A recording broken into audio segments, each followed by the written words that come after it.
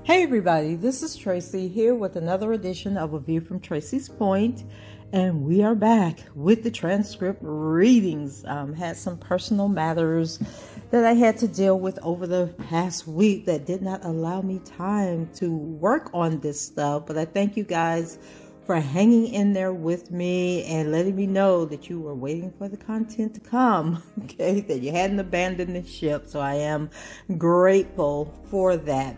And so we are going to pick up where we left off, which was day 2. And the government is doing direct with none other than Miss Reshona Landfair. I was very surprised that they made Reshona, brought Reshona on so early in the trial. But as you know, that both the prosecution and the defense, they have their own strategy. And so, it's like playing chess, you're making moves to get to another move, in order to ultimately win the game. And so we are picking up with Reshona, and if you hold tight, I'll be right back.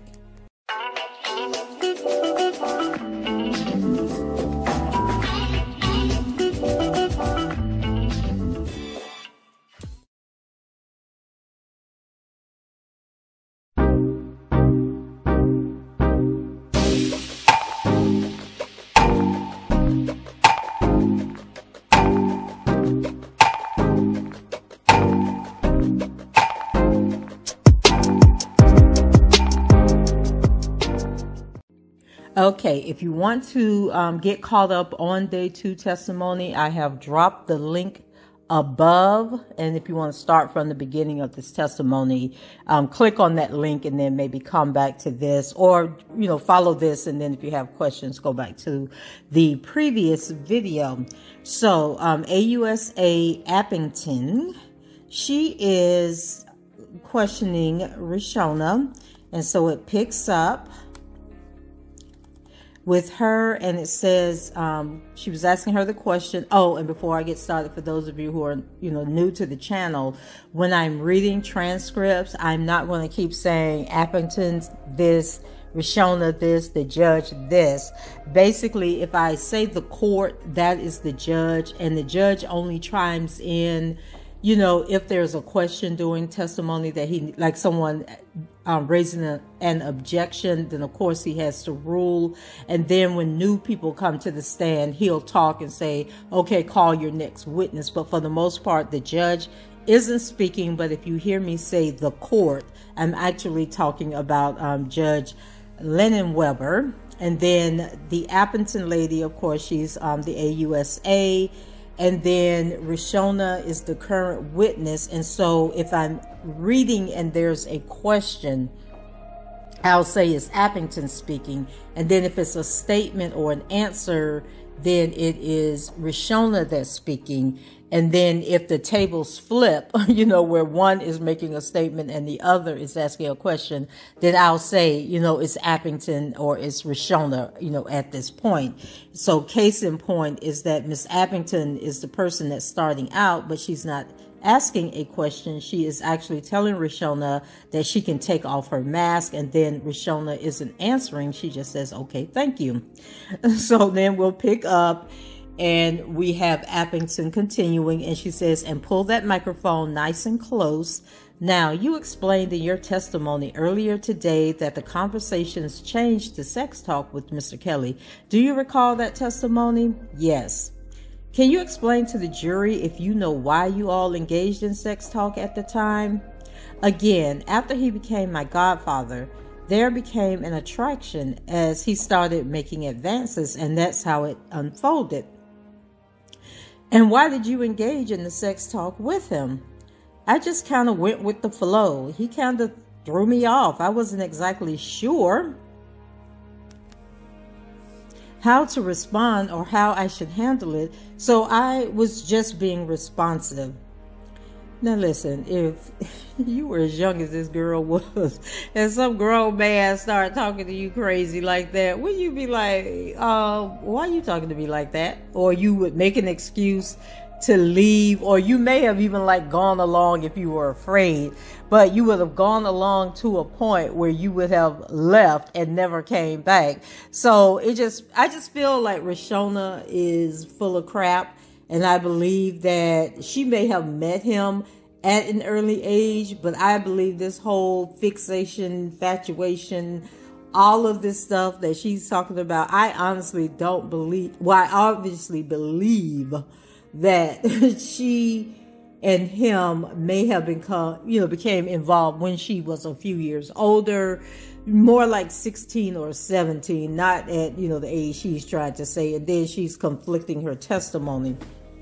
But in any event, and I am not condoning, let me say this to y'all other folks out there who be all in your feelings. I am not condoning at all a grown man trying to talk to a teenager. So please don't get it twisted. I am not condoning that at all.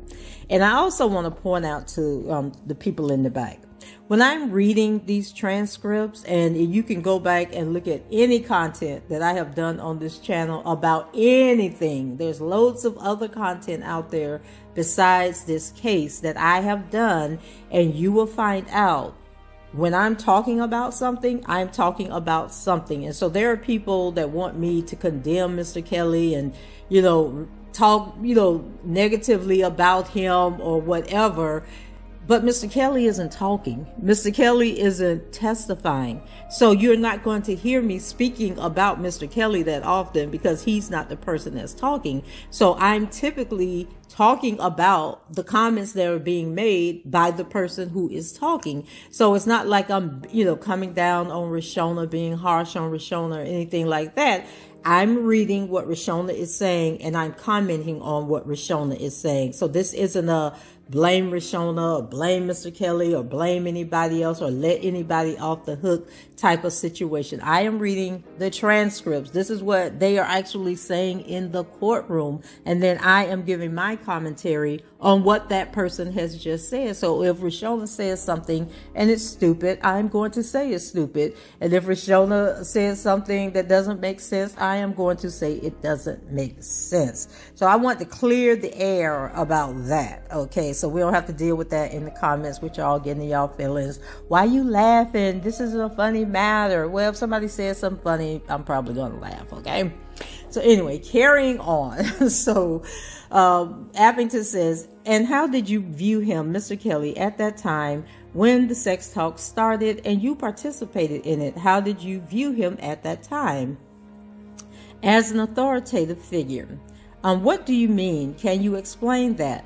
Well, he was an adult and he was somebody that I looked up to. So he was an authoritative figure over me at the time, aside from the sexual acts or anything like that. So again, I went with the flow. Okay, so if you were smart enough to know that he was an authoritative figure, then you also know that an authoritative figure should not be talking to you about sex, okay? And then that should have been a red flag for you to go get another authoritative figure to have a conversation with about why is this person talking to you in this manner. Okay, and then we talked. In your testimony, you explained to the jurors that you started to engage in sex acts. And again, we are talking about before you turned 15 when the intercourse began. Okay, so we're talking about that time frame between when you were 14. Okay, why? And you said you engaged in acts with Mr. Kelly. Why did you participate in those acts? It was out of intimidation. And again, like he was an authoritative figure. So I didn't know how to respond. I didn't know how to say no. I felt uncomfortable. But at the same token, I looked up to him. I did see him as an authoritative figure. Okay, girl, you done said that 100 times already. So I just kind of went along with things and then it somewhat became normal. Again.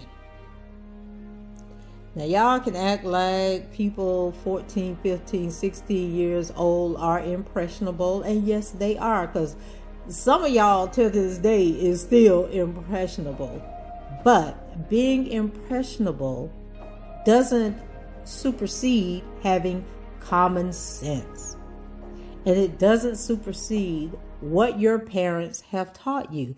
So maybe the issue is parents not teaching their kids, not saying to their kids, like if somebody is talking to you crazy or trying to get things that you know you have absolutely no business doing, I don't care who they are, you say no, and you come and you tell me or you tell a adult nearby, but you don't just go along to get along because they're older than you. Like, come on, how are y'all raising y'all kids these days? Because I know there was just some things that were instilled in me as a child that, and maybe it was because I had been in the church since I was like 3 years old, going to church with my aunt, and I just had, positive, uplifting people around me.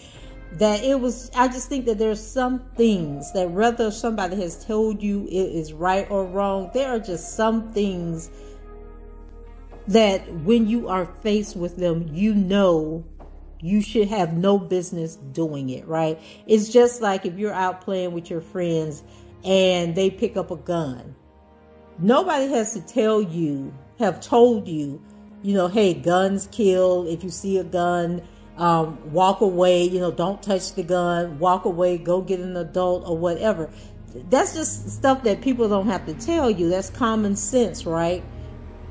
So why is this any different? Like, why are you standing there saying, oh, he was an authoritative figure, so I went along with it? No, you went along with it because obviously there was something ingrained in your brain already that it was okay to go along with it. Just like when Sparkle, allegedly told you to go sit on his lap and ask him to be your godfather. Like a normal person wouldn't have done that if that was already ingrained in them that it was okay to be sitting on a grown man's lap and, doing all this foolishness. So I'm going to take it back to the parenting. It's just some parenting skills that's lacking here, and there is some common sense lacking here, because I think at 13, 14, you have common sense, and just your inner being tells you right from wrong. And you know that if something makes you uncomfortable, you shouldn't be doing it. And so obviously she wasn't uncomfortable. So maybe DCF needs to come back in and do some more exploration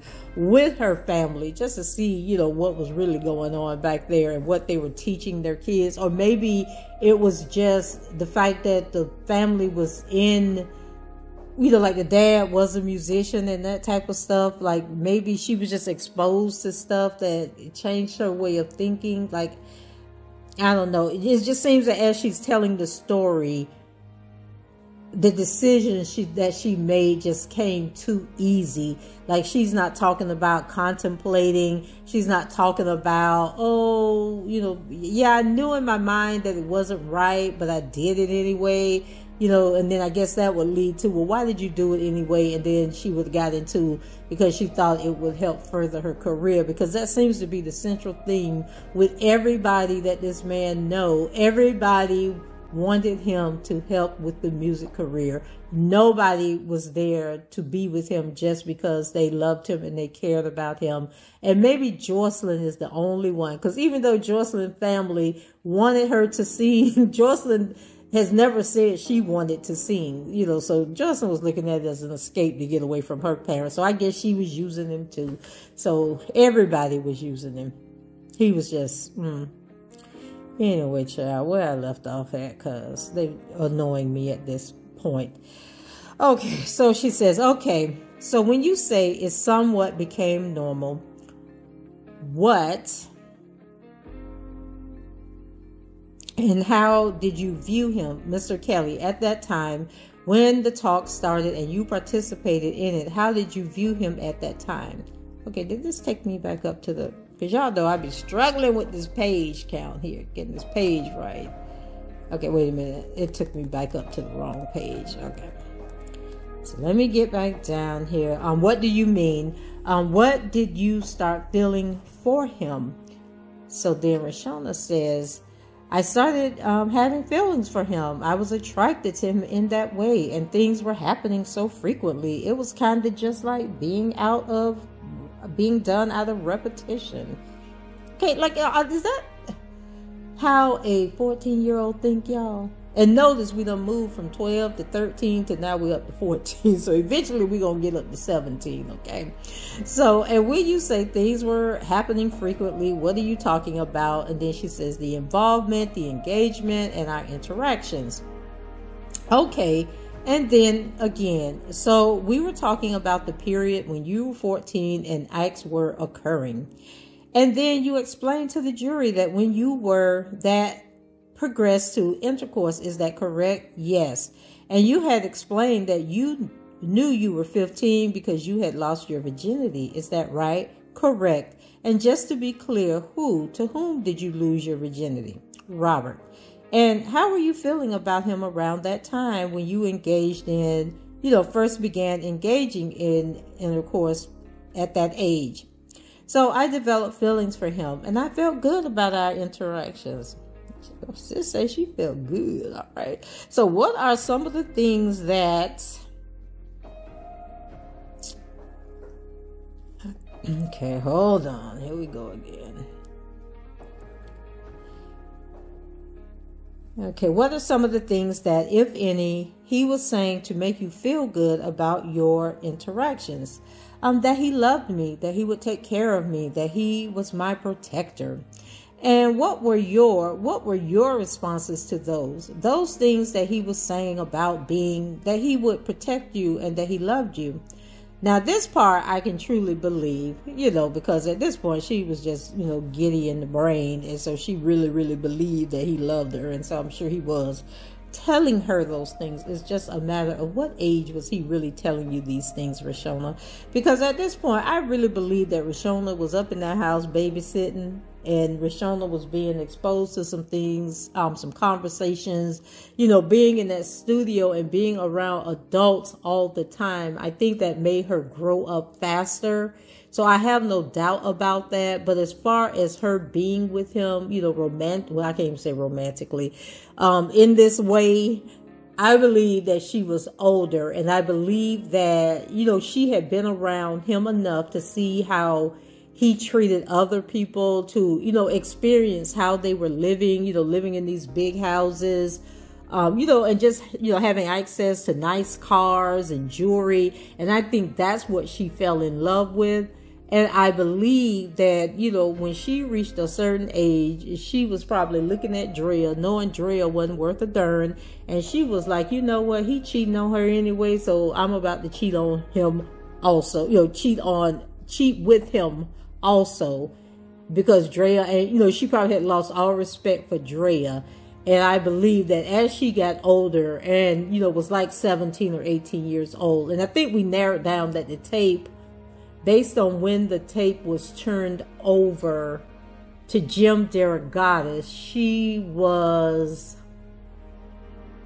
oh my God, what month did we say it was? Was it late in 2001 when he got the tape? Because I just don't believe that tape sat around for 2 or 3 years. I believe that what's her name? Lisa Van Allen was jealous of whatever was going on with Reshona, because it may go back to, because there was testimony about a PT Cruiser. And so I haven't gotten to that part yet. I only saw it on the tweets from the reporters. But it seems as though he may have purchased her this PT Cruiser when she turned 16. And if she was babysitting and was becoming a part of the family, and we know that he considered her the goddaughter, because it's actually on a dedication page on one of his albums where he does say my goddaughter on the album. And so I believe he bought her the PT Cruiser, and that's probably going to come up, in a little bit as I'm reading this. And I just believe that Lisa Van Allen was jealous. And I think that when it turned to a romantic or sexual relationship, depending on how you want to call it based on the age difference, that when it came to that, and when that surfaced, I believe that's when Lisa Van Allen decided to get that tape and to blackmail him. And this is why I think the tape was actually made closer to the time that Sparkle sent the tape to Jim Derogatis, because I believe Lisa was in that house. Lisa was seething and getting jealous and more jealous and more jealous. And she probably had a conversation with Drell, probably had a conversation with Sparkle, and all three of them heifers were all scorned, right? Because they were older, right? Well, not really Lisa. Lisa was a couple of years older, but they were all scorned and jealous. And I believe that they worked together to set this man up, and that Lisa was like, oh, well, I'm about to get paid because I'm about to take, I know he done recorded this, and I am going to get this tape and I am going to expose him. And I also believe that back during this time, the age of consent in Chicago was actually 16, and it later went to 17. So if indeed it was 16 at the time, then the tape could have been made in 2000. And then if she was 17 at the time, it was made in 2001. But anyway, okay. So that's my theory on this whole thing, that this was Lisa being jealous and trying to set him up. And, you know, she was angry because she was never able to stay at the house. She wasn't, you know, she didn't get a car. He wasn't as kind to her that he was being to Reshona. And somehow she knew that Reshona was developing feelings. And then when Reshona acted on those feelings, or he acted, or whoever acted first, that's when this whole plan got started. So anyway, she says, and what were your responses to those things that he was saying about being that he would protect you and that he loved you? I would respond in the same way. I love you too. And I would feel good about the level of comfort that he was giving me. So it made me feel good. And you also talked about there was a point where you were willing to bring in your friends into the acts and intercourse with Mr. Kelly. Why, she says, why were you comfortable? I take that back. Why did you do those things? Because I considered myself to be a submissive person, and I wanted to give him what he wanted or required. Now, y'all know they done trained this girl to be using these words, submissive and authoritative and all this other bull crap. Like, these are key words that they want to drill into the jury's head, instead of just saying, you know, well, I liked it and I went with the flow and blah, blah, blah, blah, blah. You know, they want to use these words, and these are words, these key words come from the Daryl Turner guy who testified first, who was the psychologist who deals with abuse and that type of thing and grooming techniques. And so all the words, the key words that he gave the prosecution are the key words that they are telling Reshona and would tell the other alleged victims to use when they come to testify. Like, make sure you use words like authoritative and submissive and those type of words, because we need to reinforce with the jury that this is what was taking place, that you guys were being groomed. So she says, because I considered myself to be submissive. Okay, what were the ways in which you encouraged your friends? Again, we were talking about specifically Pinky and Brittany to join you all in those acts. And then that Pinky, I think it's Pinky, whose old Twitter account is surfacing on, has resurfaced on Twitter. And she is cuckoo for Cocoa Puffs. But anyway, it would start off as like joking conversations of me having a crush on him, or just discussing different interactions that me and him had, just to gauge like how they might feel or if they would want to be included. Okay, so this is another indication that Reshona knew exactly what she was doing, because I believe, like, as a teenager, you know, at that age that we're talking about, I believe that even though you're doing something wrong and you know you're wrong for what you're doing, you still have a level of embarrassment about it, and you want to keep it a secret, and you don't want anybody to know that you're engaging in this behavior. So even though you're enjoying the behavior, you're still embarrassed that you're in the situation, and you know that it's frowned upon and that people, won't really understand, or they would think negatively about what it is that you're doing. And so the fact that she was openly sharing this information with her friends, her young friends, shows that she knew exactly what she was doing, and that she saw nothing wrong with what she was doing, and that she was happy to get them involved and to bring them into it, because she thought it was like this big deal, something to be proud of. And so it says, I would start off as like joking conversations of me having a crush on him, or just discussing different interactions that me and him had, just to gauge like how they might feel, or if they would want to be included. So when we were talking about Brittany earlier, you mentioned that she was older than you. How much older than you was Brittany, or is Brittany? Let's see. Once again, it's taking me back to the top of the page. Okay, so she says, I believe a year. Okay, so when you engaged, first engaged in acts with was it your testimony that occurred when you were 15? Yes. And so Brittany would have been how old? 16. And can you please explain to the jury that first experience, if you will, with Brittany, how you engaged her into the acts with Mr. Kelly? Okay, it would start out with me just joking and saying like, oh, I have a crush on him. He's like, I like his music. I like when he says this with the music or that. It was like things that he would have me to say that would make them like put something on their minds to be engaged with us. So now she's trying to say that Mr. Kelly was telling her, how to have this conversation with her friends. Not that she was having the conversation or she came up with this idea. Now it's becoming he was telling her that this is what you should say. And so then Appenteng goes on to say, and can you recall the first instance with Brittany when the first time it happened with Brittany? It was at Chicago Tracks in the lounge of the studio. Okay, if you recall, can you just describe that interaction? We were all sitting on the couch after a studio session, watching TV is how we would usually go, or maybe listening to some music that had just got finished up. And then we would start by like him saying, I want to see you do this to Brittany, or I want to see this or that. And that's when, okay, wait a second. That's when, for some reason, it is not, let me see. That's when what? That's when the emotions would start, or the interactions would start sexually. Okay, so now go back to the New York testimony. What did we learn in New York? There were always people in the studio.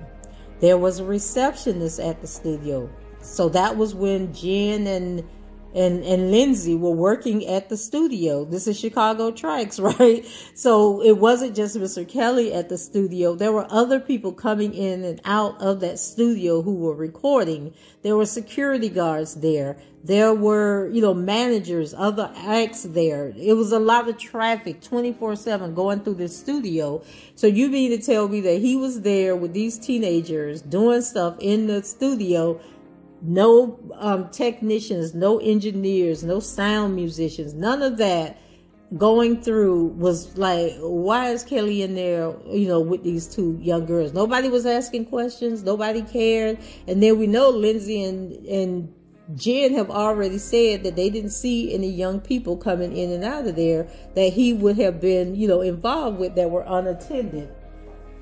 So, questions. And so then she says, and when you say he was saying, I want to see you do this, or I want to see you do that, what were those things? Can you describe them?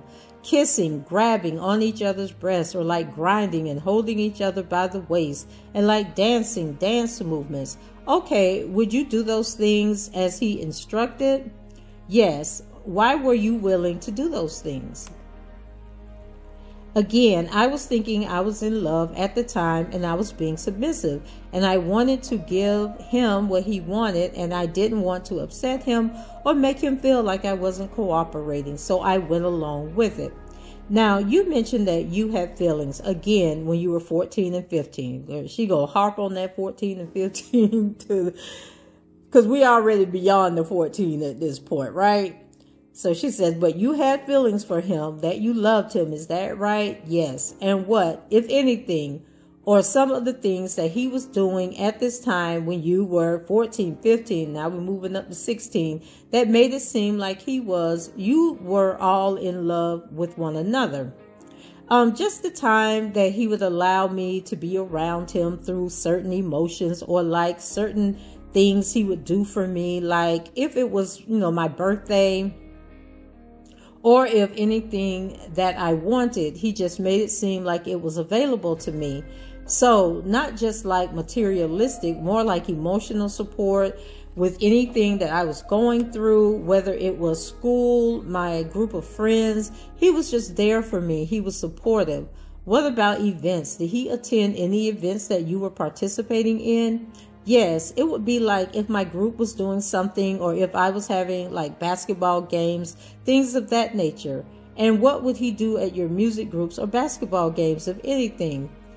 He would just show up and be supportive. And it looked really cool from my friends' perspective that I had this celebrity showing up for me. So it was more so like that. Okay, now I'm not familiar with the 2008 trial. I know her friends, like some of the people from her basketball team and stuff like that, testified, and they identified her. They said that was her on the video because of some necklace she used to wear and stuff. So do any of you recall the friends who testified saying that he was at the basketball games, that he would show up to the school at events to support her? If so, leave that in the comments and let me know if that was part of the 2008 trial testimony. So then Appenteng says, how did that make you feel when he showed up for you? It made me feel good, excited. What, if anything, did he buy you in terms of gifts? And then Banjin says, objection, foundation. And then the judge, all right, give some time frame. And then Appenteng, yes, your honor. During the time frame when you were 14, 15, 16, what, if anything, did Mr. Kelly buy you in terms of gifts? He bought me jewelry. He bought me a PT Cruiser. Okay, so there's the PT Cruiser that I told y'all Lisa was jealous about when she found out. And again, just during the time period, you were 14, 15, 16. You said jewelry. Yes. What did he buy you? He bought me a cross necklace. And how old were you when he bought you that cross necklace? Time frame, please. I was 17 or 18. Okay, so he bought you a car before he bought you that cross necklace. Okay, and then you mentioned a car, yes. And when did he purchase a car for you? When I turned 16. Where were you when he purchased this car? In Florida. Okay, what type of car was it? A black PT Cruiser. You said you were in Florida. Yes. Okay, how did the car come back to Illinois with you at some point? Or did the car come back to Illinois with you at some point? Yes. Do you recall how it got back here? I'm not exactly sure. Yeah, that sounds like something you would remember, Reshona. So what did you tell your friends about this car?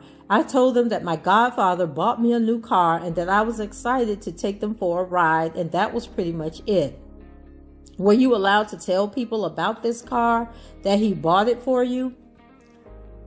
Okay, my question is, did she tell her friends that that R. Kelly was her godfather?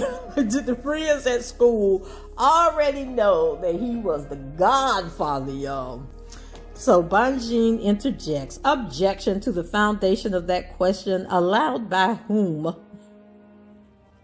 And then Appenteng says, what, if anything, did Mr. Kelly tell you about who you could share the car with? Banjin, objection. The car or the information about the car?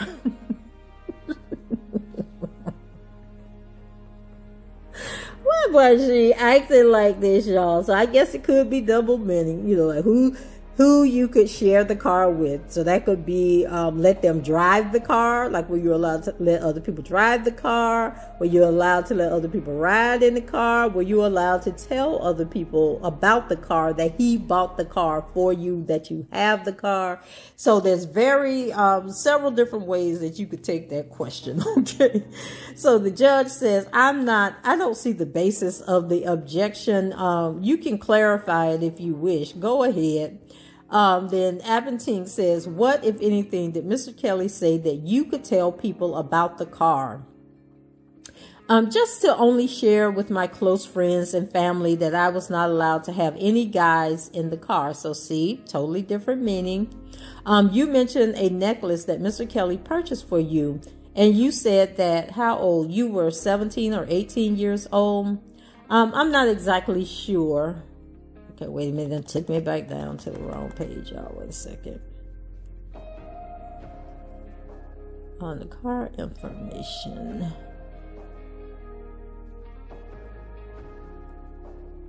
Yes, and you said that how old? You were 17 or 18 years old. Yes, about 17 or 18. Did you already have a cross necklace? Yes. Who gave you the cross necklace that you already had when Mr. Kelly gave you a second cross necklace? My parents. When did they give you that?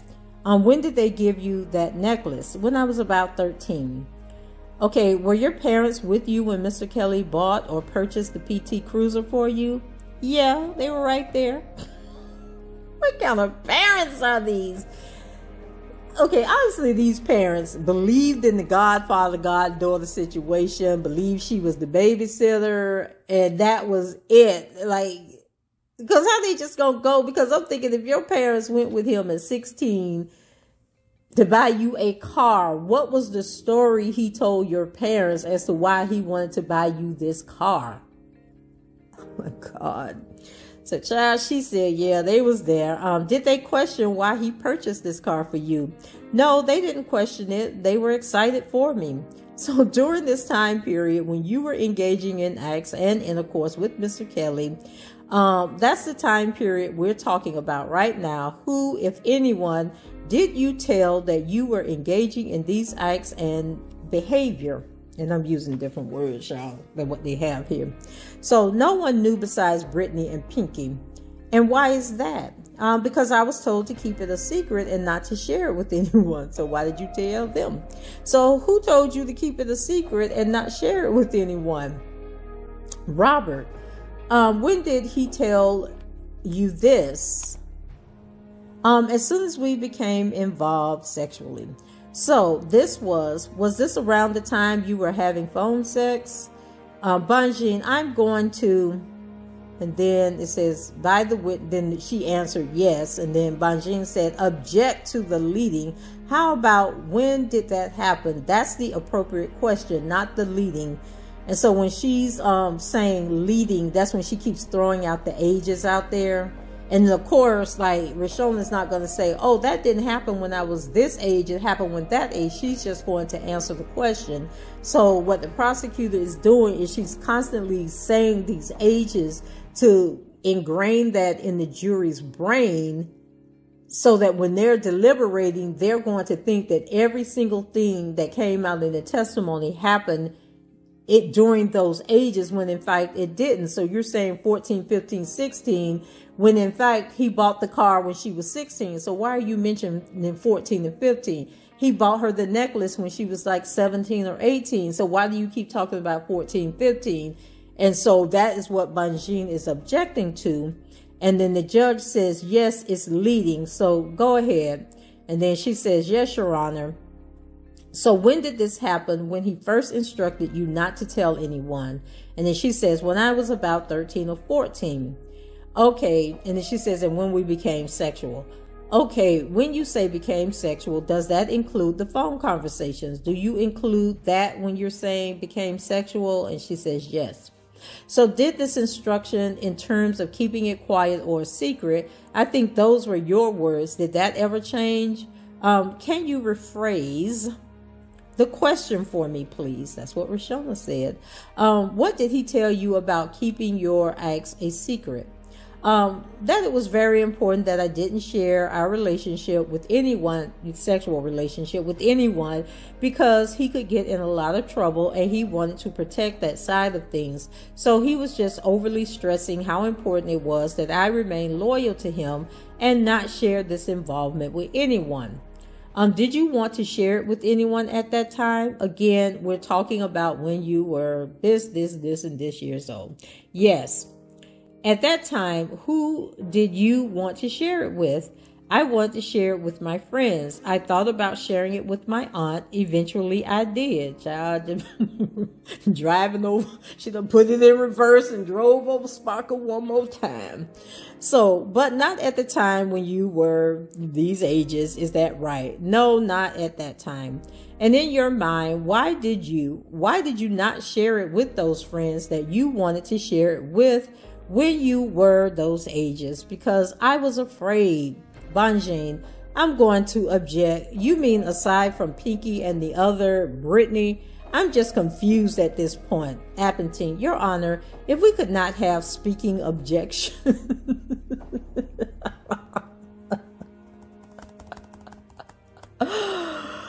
Oh, not that she said she didn't want to have speaking objections. Like, don't you have to speak to make the objection? So the judge said, well, I don't see a basis for the objection. And then Bonjean, well, she said her friends. I would object to foundation. It's not clear to me because she previously testified that she was having threesomes with Pinky. So the judge, just a minute, let me see. Child, the judge ain't even he's not even paying attention. He don't know what's going on in this courtroom. So then he says, all right, the objection is overruled, but let's go on. I think he wanted to sustain the objection, but he said it was overruled, child. I don't know. He don't know what's going on either. So Appenteng. Okay, the question was, what did you want to share with your friends when you were 14, 15, 16? About the relationship with Mr. Kelly. I more so wanted to share the relationship because I was excited. Again, I thought I loved this person, and it wasn't.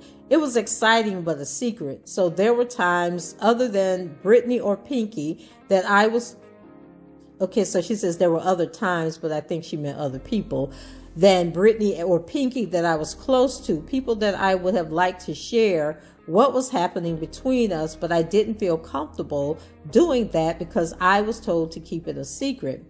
And you had said that you were scared, and that's okay. You leading the witness, and that's where we had stopped before the judge. Bonjean, I'm going to object. That is leading. That's what I just said to Bonjean. So then the court objection. She answered the question. Let's move on. Look, Lenny Weber is like, I'm tired of this. Ain't how I want to spend my final days on earth. What this judge is, 85 years old. He said, child, he 85 years old. He came up in the era where 11, 12, and 13-year-olds were marrying 17, 18, 19, 40-year-old men. And no, it's not funny that was happening, but I did share a story with y'all about, there is a couple, that I know from church growing up where they got married. I didn't know until I was like in my 40s or something. I was well up in age when I found out their true ages, but I'll put it to you this way. Several years ago, they had a 60th wedding anniversary party. Okay, they have been married 60 years, and I thought that was a beautiful thing. Now keep in mind, these people got children my age and older than me. They were having their 60th wedding anniversary, and then about 2-3 months later, we got another invitation in the mail, and the invitation was for her, the wife who had been married 60 years. It was for her 71st birthday celebration. Now, y'all do the math, okay? And just for the record, the husband is, I believe, 6 or 7 years older than the wife, okay? 60th wedding anniversary, 71st birthday. celebration. Okay, y'all do the math on that one. So remember, this is the era that Lennon Weber is from. So this conversation they having with Reshona is going way over his head. He's sitting there probably thinking like, what is the deal? What is the issue here? Because back in my day, this is just how it was done. Okay, so he wants them to move on. He don't even understand why this is an issue, why these people in his courtroom with this. He don't understand, y'all.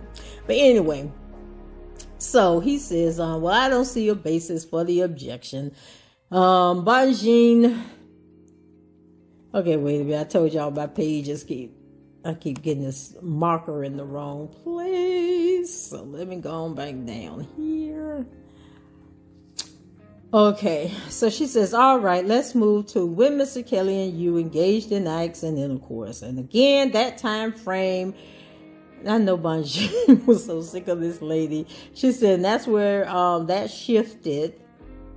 Again, that time frame where that shifted was 14 or 15. Did Mr. Kelly ever record you two? She said yes. And when did that start? And so she said he recorded her when she was 14. Now we know she telling a bold-faced lie. So do you recall the first time that he recorded you two engaged in acts? Not the first time, but I recall around the time it started happening, yes. Okay, how were the recordings made? What equipment was being used to make the recordings? There was lighting and camcorders. It was a whole studio. How did you feel about being recorded? I felt uncomfortable.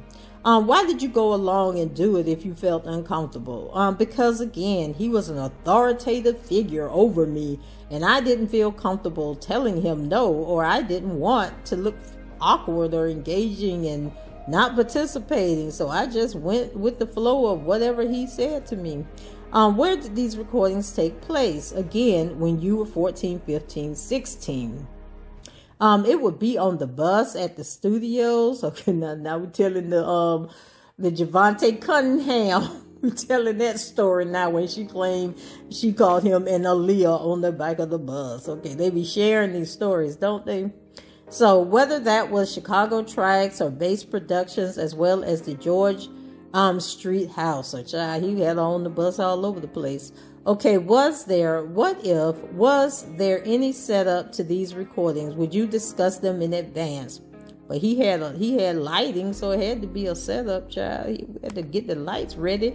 And did they have battery operated lights back in the 90s, y'all?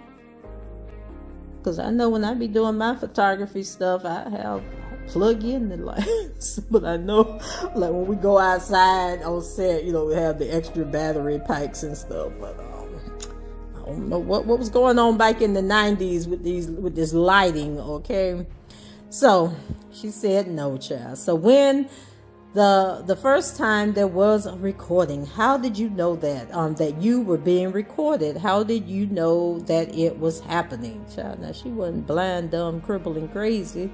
Because he let me know that he wanted to videotape me, and when we were in the room, he was like setting everything up as far as like, again, lighting and the camcorder and things like that.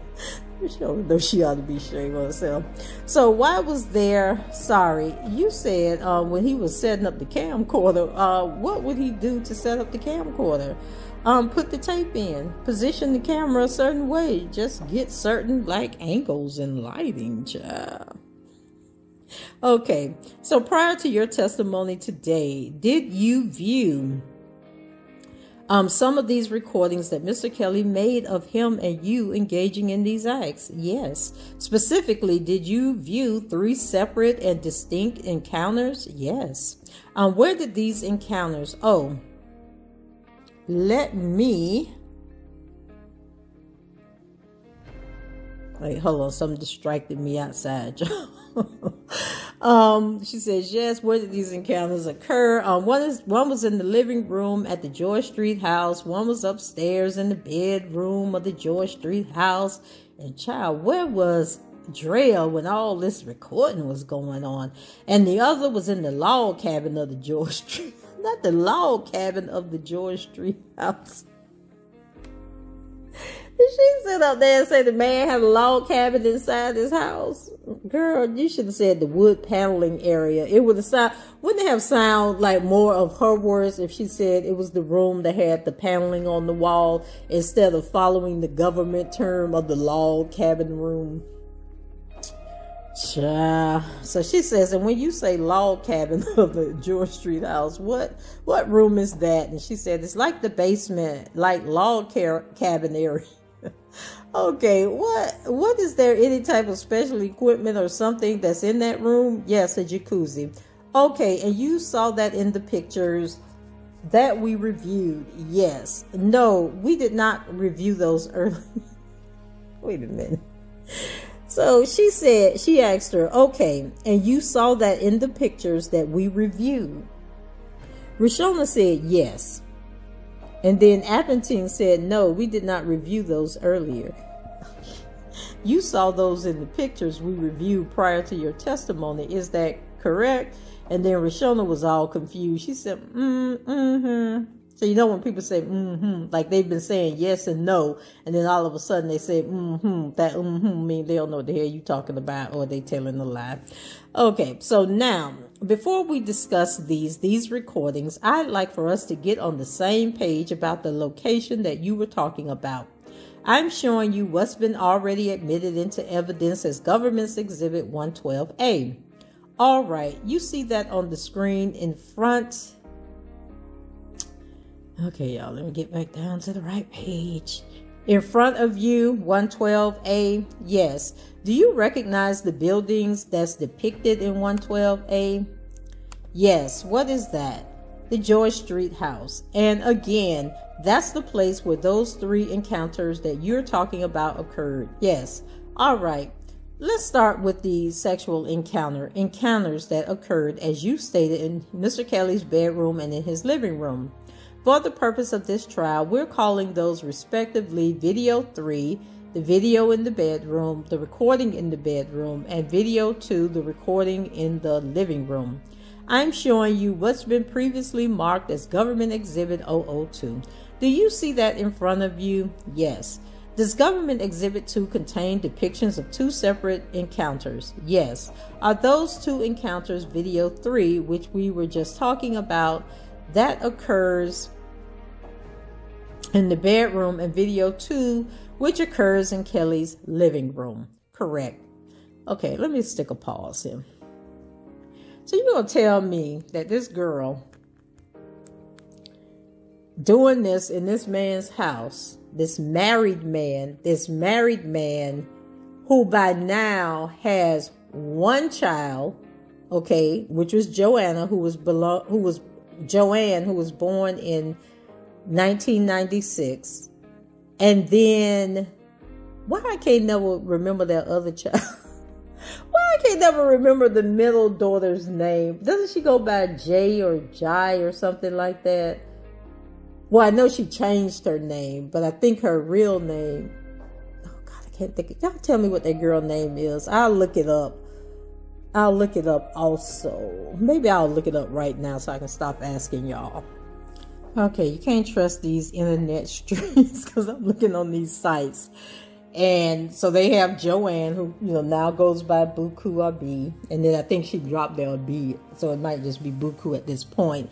And then the other daughter, she goes by J, but it doesn't give her birth name. And I can't remember for the life of me what her birth name is. And remember at one point, so when she changed her name to J, it was because she said she was transgender and she was now, going to identify as a boy. But since then, she has come out and stated that she's just a lesbian, okay? She don't want to be a boy no more. And then they have the son, Robert Jr. So Joanne, a.k.a. Buku, was born in 96. And then Jay was born in 98. And then Robert Jr. was born in 2000. So, seemed like Drea was pregnant, a whole lot of pregnant for, 4 years straight. She had a bun in the oven. So she probably wasn't all over the place dancing, throwing up her legs, twirling and spinning and splitting and all that. So please tell me how her husband was setting up camcorders and all this foolishness in the living room. Somebody help me understand that. But anyway, it says, and how do you recognize it to be the disc that contains those two depictions of those two encounters? She says, with my initials and the date. And then she said, I'm sorry, can you speak into the mic? And she says, through my initials and through the date. And then Banjin says, I'm sorry, counsel, what exhibit is this? And then she says, Government's Exhibit 002. And then Banjin said, and is this one of the exhibits you provided to us? And she says, we can't provide it to you. It's contraband. I can show it to you. And then Banjin says, that seems fair. And then the witness, thank you. Okay, why? Okay, hold on. Why is Reshona telling Banjin thank you? Okay, I'm confused. So anyway, child, Miss Appenteng continues and says, okay, so again, the question was, how do you recognize it to be the disc that contains those two scenes? And she says, through my initials and the date. And your initials and the date are where? Where do they appear? And she says, on the lower left hand of the disc. So did you watch each of those encounters, video 3 and video 2, from beginning to end? She says, yes. And did you watch them with sound? Yes.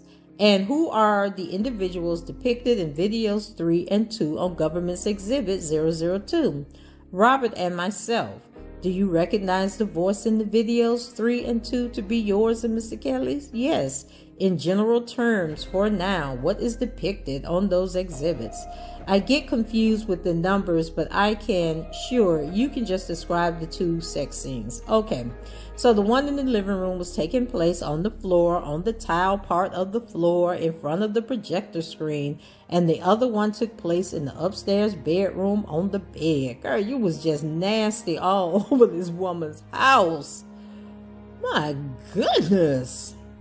So in both of those scenes, you're engaging in acts with Mr. Kelly. Is that correct? Yes. How old were you when the acts depicted in those two encounters occurred? And so she said 14. So does video 3, that's the scene in the bedroom, that encounter that occurred between Robert Kelly and you in his bedroom at 1010 George Street when you were 14? Yes. And does video 2, now what they doing in the video? Okay, I didn't know what was going on in the video because, girl, you say you lost your virginity at 15, so I'm confused here. Maybe they were doing oral or something, child. I don't know. So it says, and does video 2 truly and accurately depict an encounter that occurred between Robert Kelly and you in his living room at 1010 George Street when you were 14? She says yes. And so then, Your Honor, the government will move to admit Government Exhibit 002. We're not publishing it. I'm just moving. Then the judge, pardon? Are there objections in addition to the previous? Any objections? I guess I should say. I guess the judge says somebody need to be objecting to what's going on because the math ain't math in here. So Banjin, judge, I don't know that that's properly authenticated. We haven't seen it. I don't know what she's identifying on that. It's a CD. It's not original tape, but.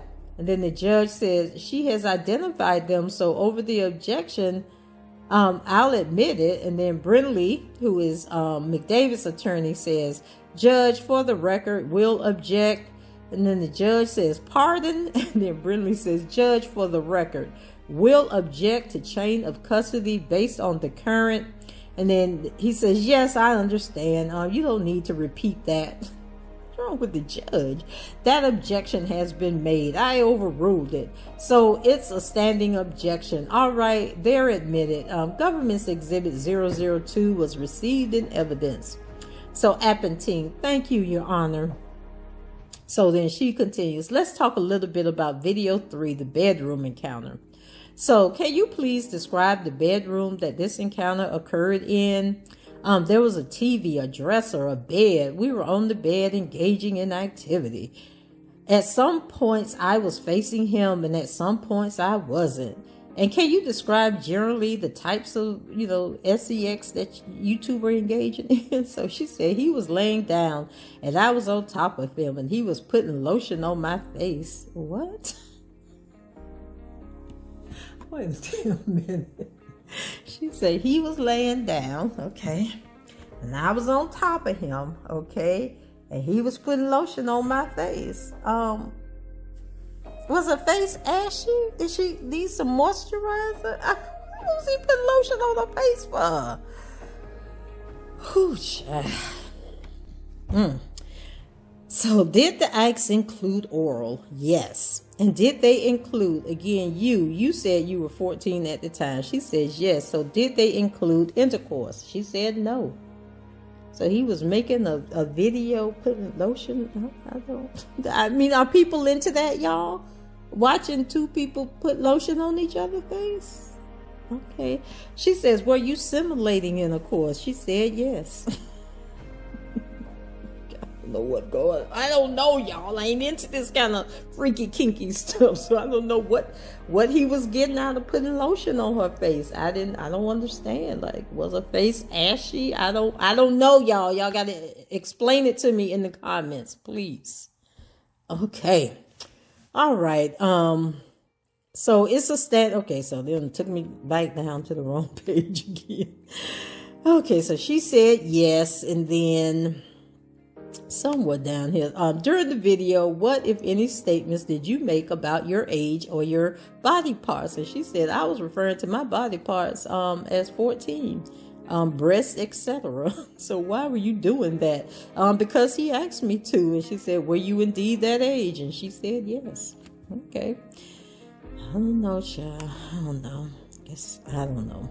So turning to video 3, child, I thought we was already talking about video 3.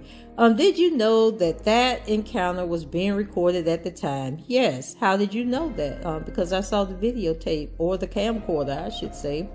How did you feel about that in that moment? Because as you sit here today, do you recall that encounter? Yes. How did you feel about the recording, it being recorded at the time? I felt uncomfortable. Why did you engage in it? Why did you allow, or why did you continue with the acts as they were being recorded if you felt uncomfortable? She says, oh Lord, I'm just so flabbergasted. Hold on a second, let me get to the right page.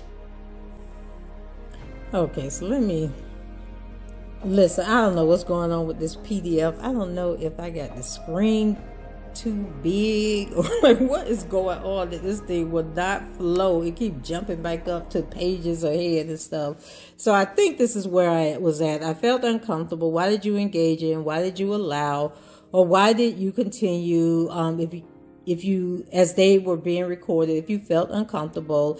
And she said, just out of obligation or intimidation, I was uncomfortable, like I was a little intimidated, and again, I was being submissive, and I was thinking I was giving him something that he wanted. How were you feeling about him in terms of any type of feelings? You said at some point you did love him. How were you feeling about that at this point from when you were 14 and you were being recorded doing this? That's when I began to love him. So I felt as if I was in a relationship and those were normal things to happen. Let's talk a little bit about video 2. That's the living room scene. During video 2, you already described a little bit. Where did it occur again? It was in the living room in front of the projector on the floor, laying on the towel or tile. Can you describe what the tile looked like? And she said it was like black, white, or gray.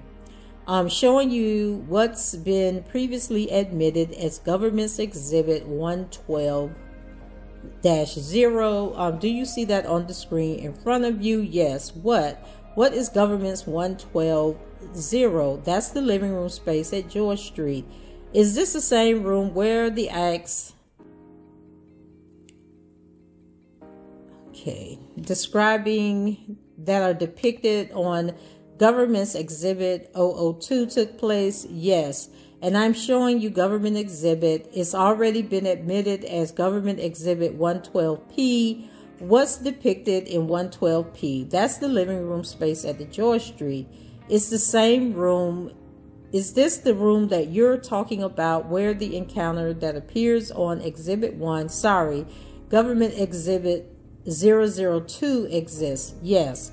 Now, during this video, video 2, can you describe the act that Mr. Kelly engaged in with you?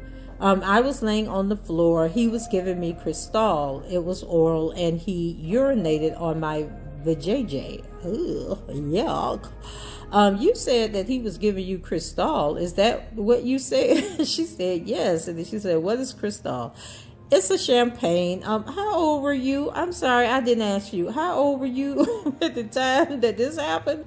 14. You testified that he urinated on you. How gross. Yes. And you know, that whole urination thing, I didn't hear about until I was damn grown, okay? And it seems like it's very popular, like overseas in the Middle Eastern, like they urinate on each other, they defecate on each other, and I just think it's utterly disgusting that people are into that.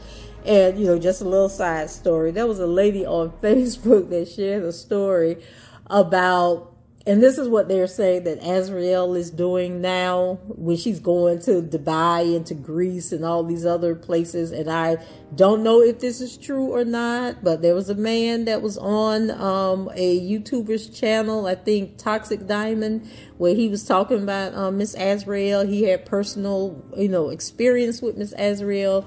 But anyway, this chick was on Facebook and she was telling this story about she was in this group. So I guess there's a Facebook group of women and men, you know, who set up these encounters over in Dubai and all these different countries, right? Turkey, I think Istanbul, Turkey is another popular place that this happens. And these men in these countries pay these young women like $40,000-$50,000, you know, to come over. Like they can't ask any questions or anything. So they go over to these countries, and sometimes it's with one man, sometimes it'd be like a group of men, but they basically put them in these rooms and they just have to lay there and stand there and whatever, and let these men do whatever they want to do to them, including defecate on them, okay? And so this girl was telling this story. She was talking about how they were urinating on them, just doing all kind of freaky, nasty stuff, running trains, just all kind of craziness. But her limit was, her limit wasn't the multiple men coming in the room doing it too. Her limit was when they laid the plastic down on the floor and then told her to lay on the floor. And then they wanted to, you know, defecate on her, boo-boo on her and smear it on her body. She said that's where she drew the line at and said, nope, we ain't doing no more. And so she said, you know, they weren't hostile towards her. They didn't beat her or chain her or tie her up or anything. They were just like, okay. So they finished doing whatever they was doing without that part. And so when she got back to the U.S., you know, so they had paid for her travel and everything to get over there. So when she got back to the U.S., she was expecting the rest of her $40,000 or $50,000 that they had promised her. And so they sent her some more money, but it wasn't the full amount that she was expecting, because they said that she didn't perform, you know, up to their standards. And so I can't remember how much she got, but it obviously was significantly lower that she felt the need to do a video and post it on Facebook and share with the rest of the world. Let us know all the different things that you have to do when you go over there, and that if you have, you know, any bit of standards, you know, like you ain't gonna be pooping on me, then don't go over there, or either let them know like, hey, I'll do the urination, I'll do the train, I'll do that. But I'm not going to let you, you know, put your human waste on me, okay? You're not going to be pooping on me. And let them know up front. And then if they still want you to come, like they might say, okay, well, instead of giving you $40,000, we'll give you $30,000. So I just thought that was interesting. And I just, you know, feel very sheltered. And I want to thank my parents for sheltering me. Lord, y'all, what is going on in these young women's minds that they think that this is okay? Like, they are so lazy and trifling that they don't want to get a real job that they will allow people to dehumanize them like this. But anyway, I just thought that since Lord Reshona over here talking about she was letting the man urinate on her vajayjay, girl, once again, child, where were the parents? Okay, let's see. So she said, he asked me to say, with my 14-year-old vagina, and did you say that? Yes. Now, let's move on to that. The final encounter that you testified earlier that you viewed prior to your testimony today, that's the encounter that you said occurred in the log cabin room. And for the purposes of the trial, we're calling that video 1. Okay?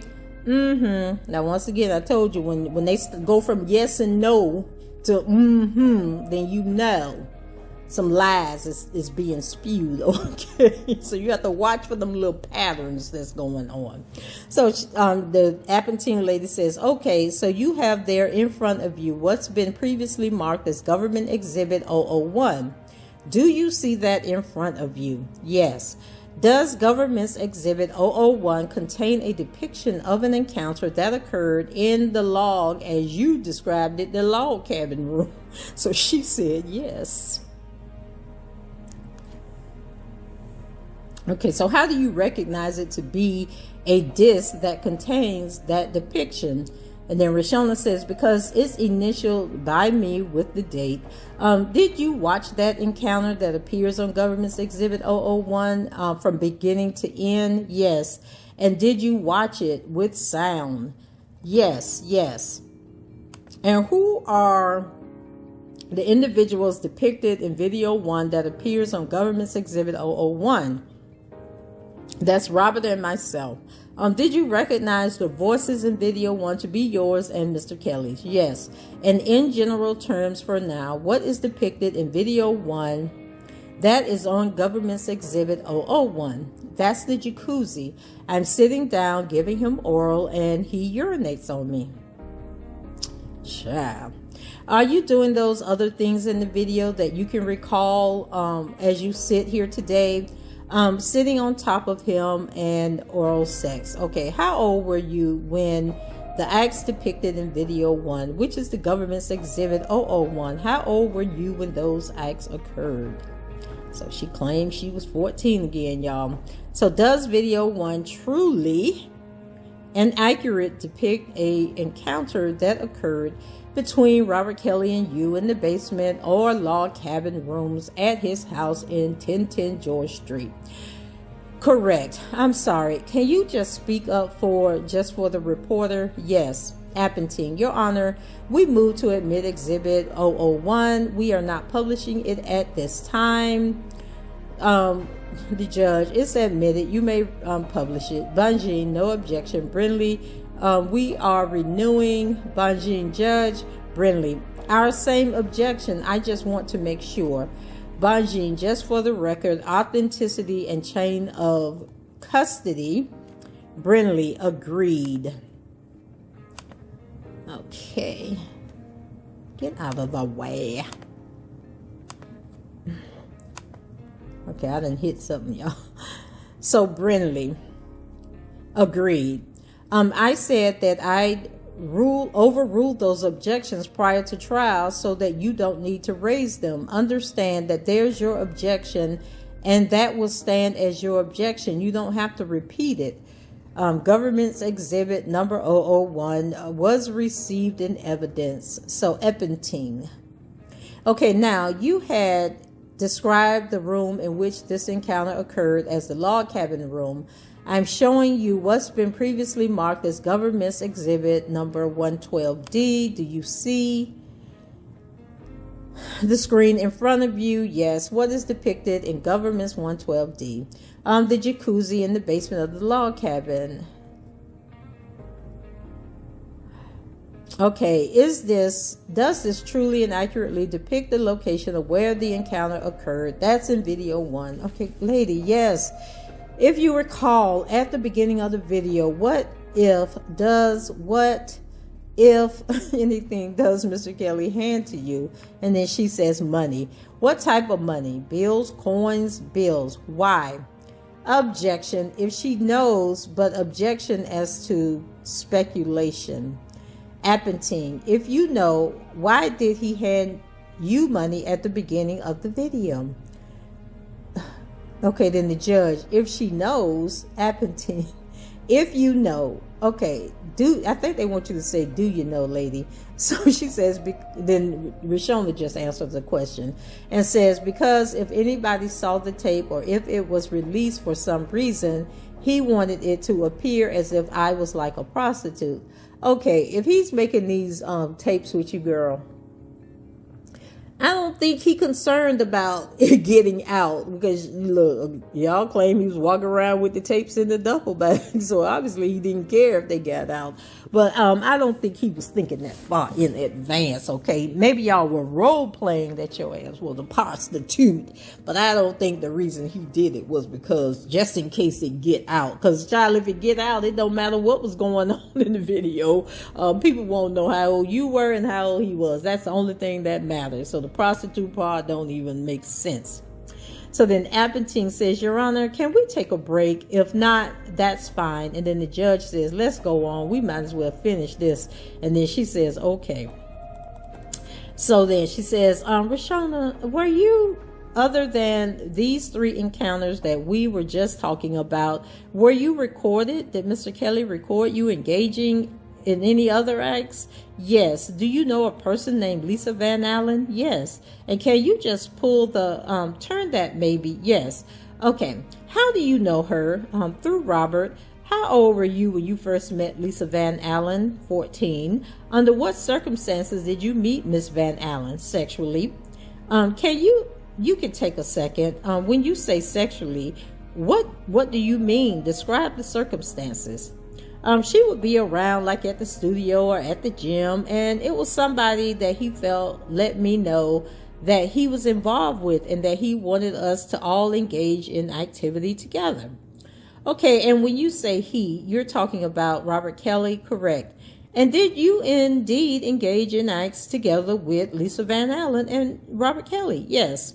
Where did those encounters take place, and how old were you at the time? I was 14, and they would take place at the studio, at the George Street house, or maybe sometimes on the bus. Now, child, I don't even understand the whole bus situation, but anyway. Were some of those interactions recorded? Yes. Where were those? Where were those interactions recorded, and how old were you at the time?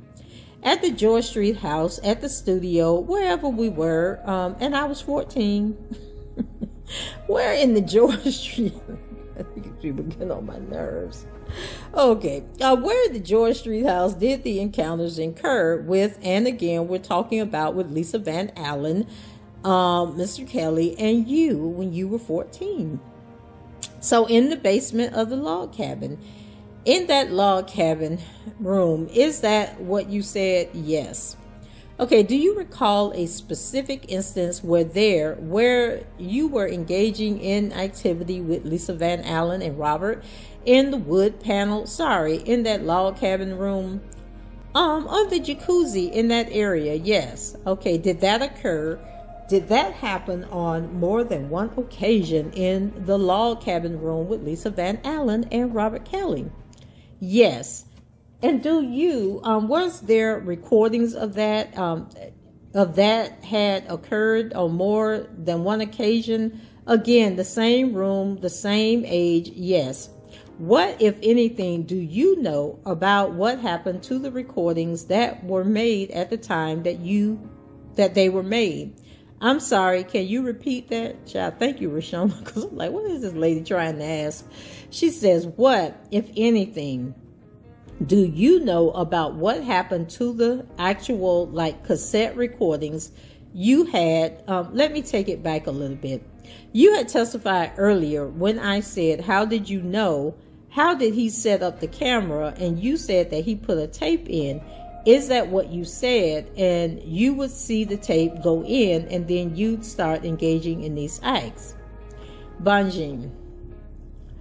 I'm going to object to the foundation. There's multiple tapes that have been referenced. So then the judge, okay, what are we talking about? Then Appenteng says, when Mr. Kelly recorded you having intercourse and he would use a tape. Bonjean, objection.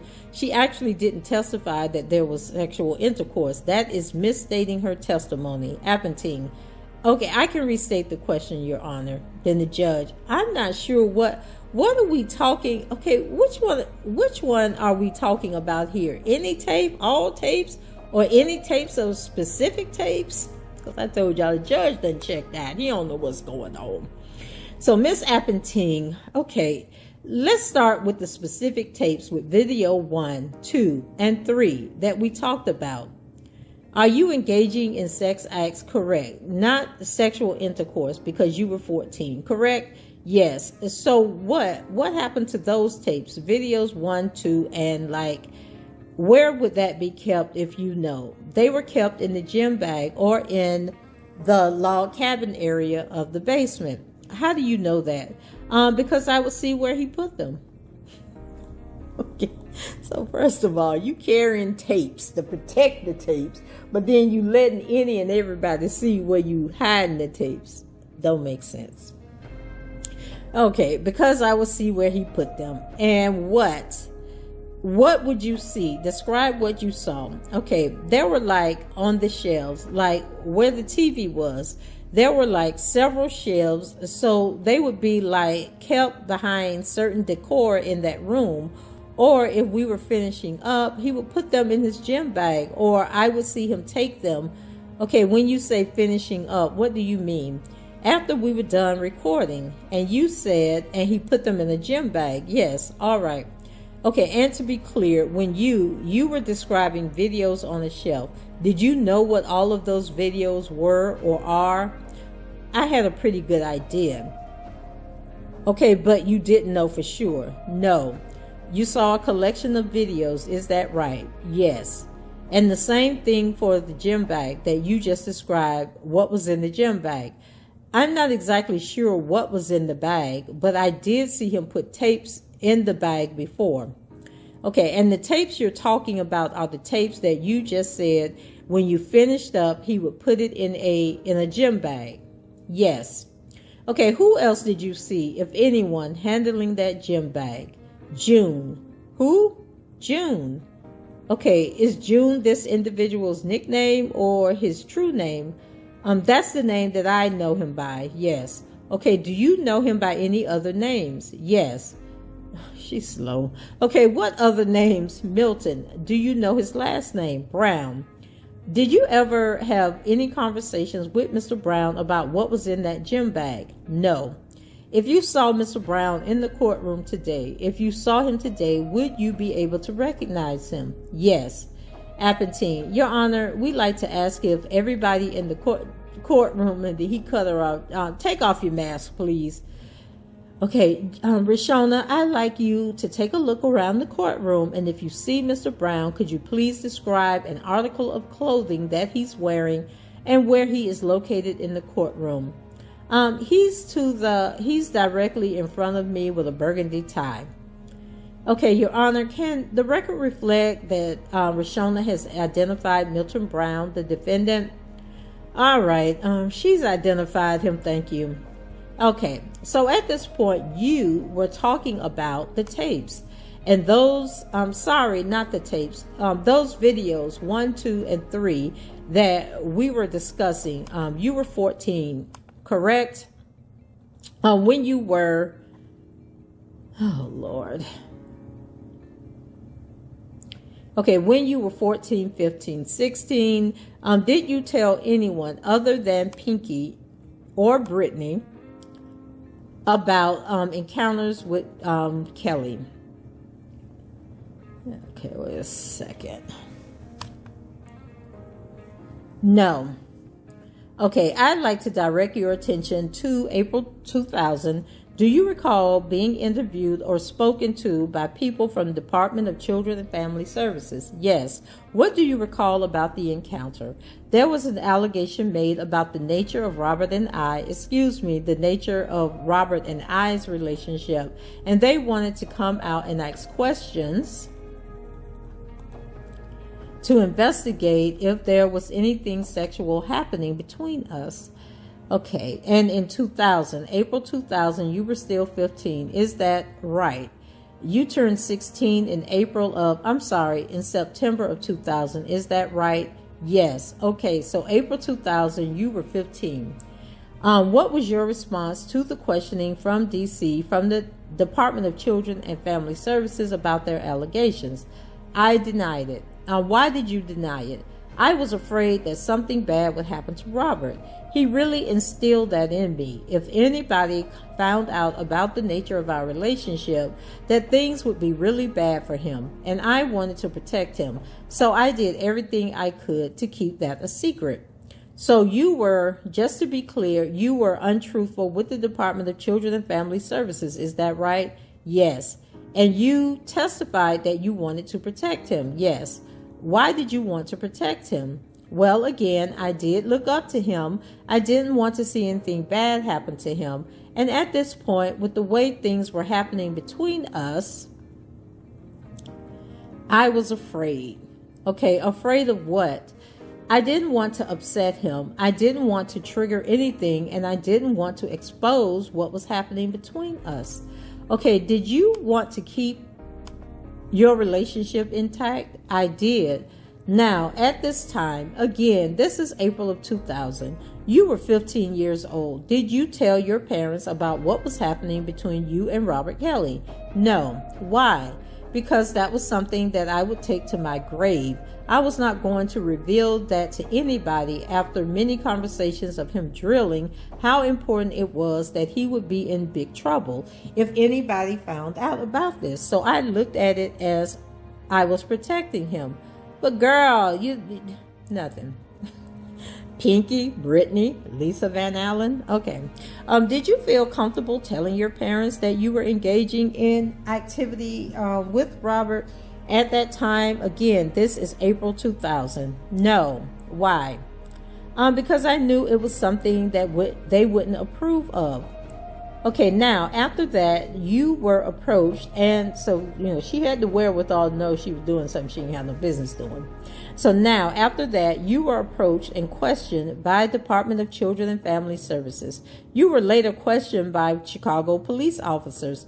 Is that correct? Yes. And what were they asking you about? What were they questioning you about? Robert and I's relationship. Have we had any sexual contact with each other? What was your response to that question? No. Okay, why would you respond that way? Because again, it was embedded in me that this could never come out, and I didn't want my parents to find out either. So I was doing everything I could to keep it a secret. Okay, did you tell Mr. Kelly about CPD questioning you? Yes. And what was his response? He was just asking what type of questions they were asking me how did I answer the questions, and he was telling me that I did a good job and that I handled everything correctly. Again, so now we're talking about the time of when CPD was questioning you. So this was sometime after you had turned 15. How did you feel about Mr. Kelly at this time? Can you repeat the question for me one more time? Around the time of the CPD questioning. There she go. How did you feel about Robert Kelly at that time? I care for him emotionally. I care for him. So around this time, again, I'll direct your attention to some other allegations that you learned about. So I'm directing your attention to late 2001, early 2002. And how old were you during that time? So in 2001, how old did you turn? I was about 16. So we just talked about in 2000, you turned 16. So in 2001, you would have turned 17. Yes. Okay. All right, child. Okay, so in late 2001, early 2002, during that time frame, when you were 17, what, if anything, did you learn about from what, if anything, did you learn about additional allegations from Stephanie, your aunt? So, and Stephanie is Sparkle, you guys remember. So, that there was a tape leaked that was including Robert and I. That was including who? Robert and I. So, at this time, again, late 2001, early 2002, did you see this recording? Did you know what it was? I heard things about it, but I never saw it. What, if anything, did you learn about this tape from Stephanie? That it had been made public and that there was engagement between Robert and I on the tape, and that was pretty much it. So, at this point, did you discuss this with your family members? No. Did you discuss this, the existence of that there was rumors or that there was a tape that had been surfaced that showed you engaging in acts with Robert Kelly? Did you at that moment, did you talk to any of your family members about it? No. Did your parents question you about it? Yes. And what, if anything, did they say? They were asking me, is this true? They were asking me what was about the nature of Robert and I's relationship, and I denied everything. Okay, let me put a pin here. Y'all notice throughout all this testimony that she's been doing that not once have they mentioned her being in that singing group for the cause. They haven't mentioned once her being out of the country for long periods of time. While she was singing in that group, like, was the group over and done with at this point? Let's see how long that group was together. Let's see. For the cause. Okay. And look, and was her cousins, like, were the other members of the group not saying, Reshona, girl, come on, like, when, you know, we need to be rehearsing, we need to be spending more time together, we need to be releasing some music. Let me see here. So, they had a song that came out in 98, so it seemed like all their songs came out. Let's see. Do we have any songs after 98? Were they like a one-hit wonder? Was that their only album that came out? Because all these are saying... Okay, so they had something that came out in 2013. Something in 2000, look like. And then once again, you know, you can't be trusting some of the stuff on the internet. Okay, so let's see. Years active, 1993 to 2000, and then they put out some more music in 2008. So why are we not figuring out when all this music was being produced, when they were on tour? Because remember, their greatest popularity was overseas. Okay, it was not in the United States. They had to spend a whole lot of time overseas. So was that early on, like in the 93, 94, 95, and then she started smelling herself and, you know, doing stuff with grown men that she had no business doing, and then she kind of like fell off in the group, or was she still an active participant in the group? We need answers to those questions. So anyway, child, she said her parents questioned her, and she denied everything. She said, I'm sorry. Then Appenteng says, I'm sorry, I didn't hear the last part. And then she says, they were asking me if the tape did include us, and they were inquiring about the nature of Robert and I's relationship. And of course, I denied everything. And then she says, oh, Lord, go away so I can see this bottom line here.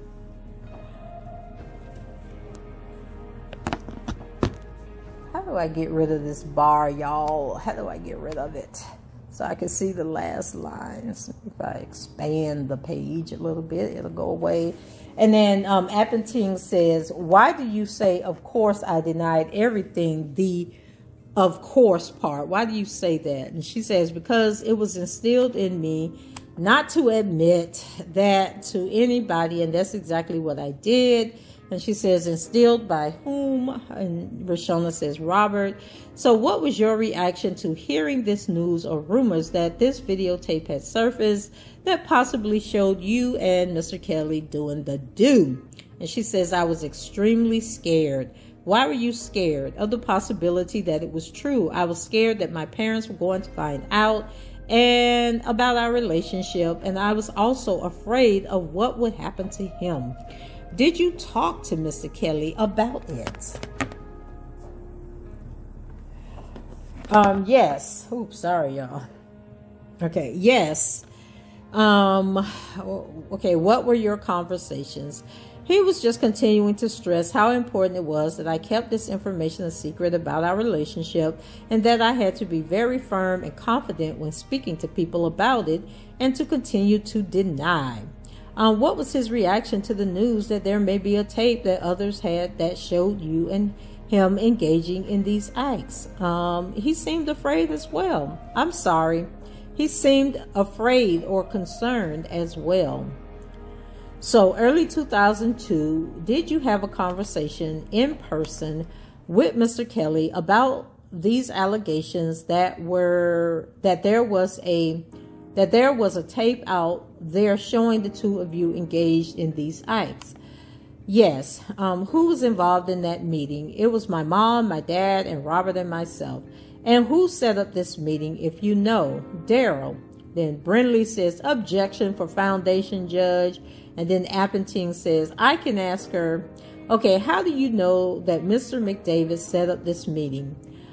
Through conversation that Robert and I had prior to this, and just knowing that he was involved in the game plan that was about to take place as far as the approach.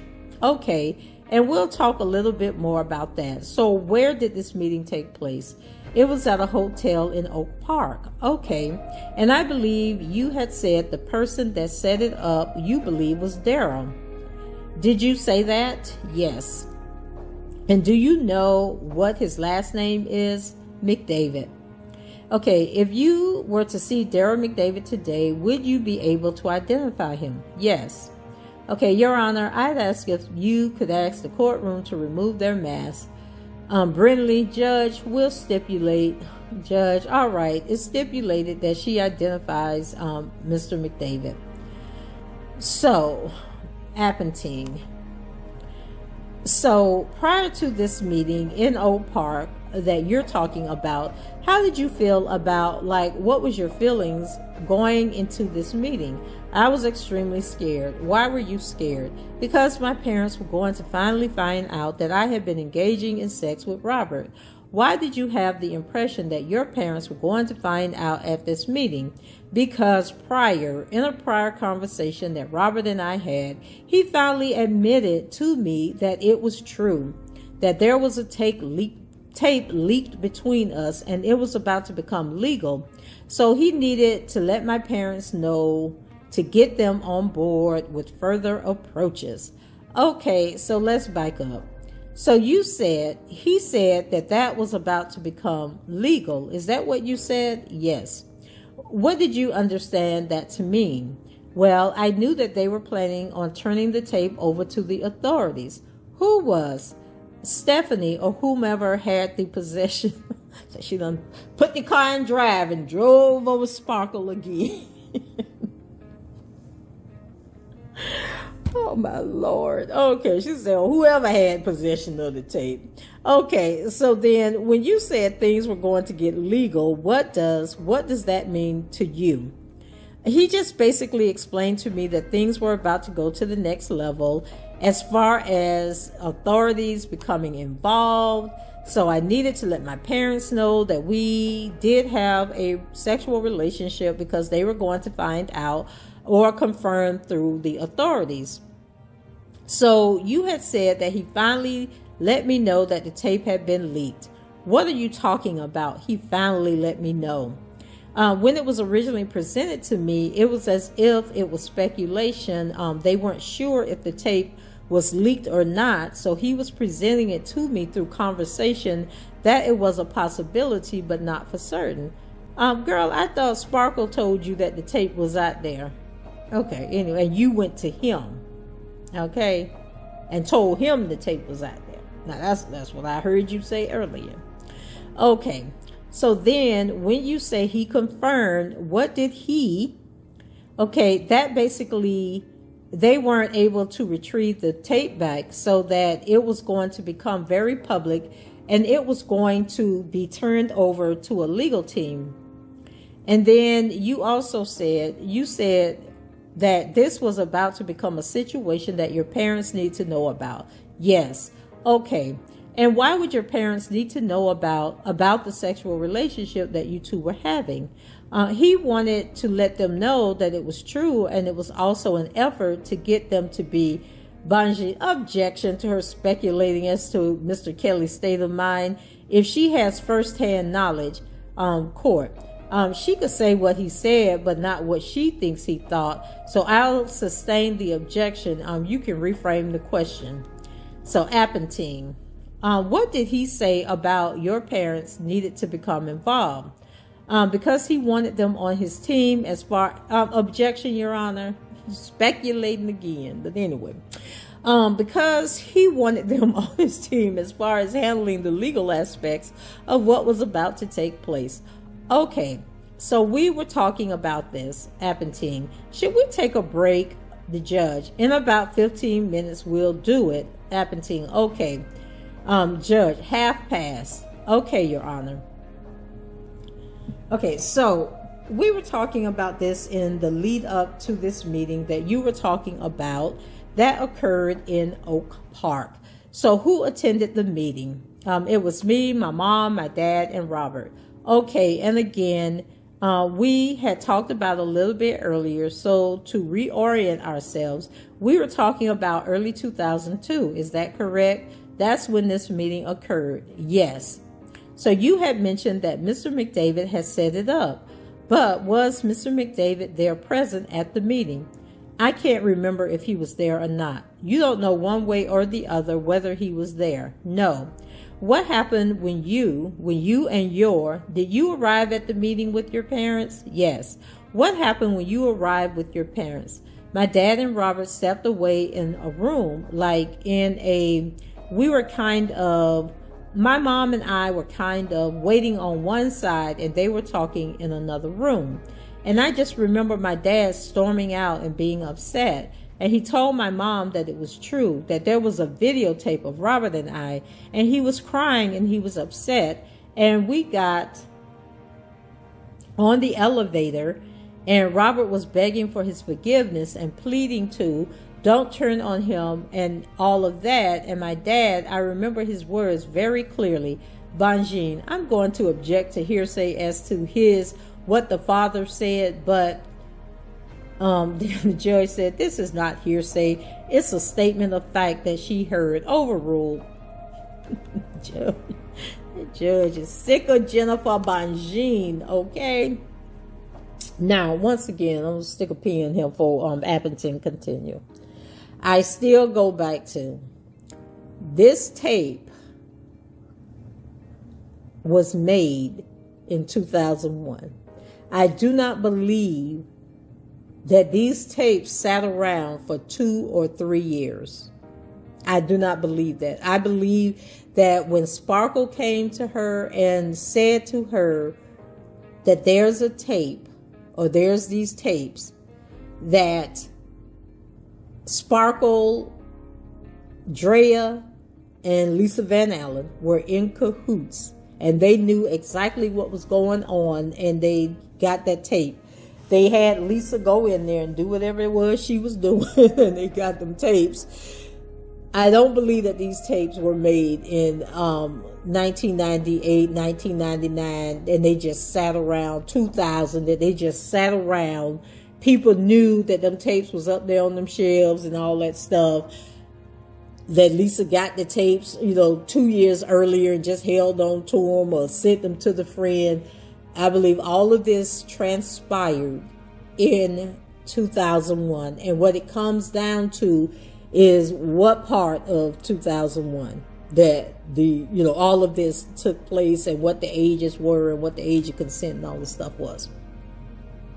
And then I was going to say something else about why I thought, well, I already told you guys, I think Lisa was jealous, because he had bought her the car and that they had a closer relationship.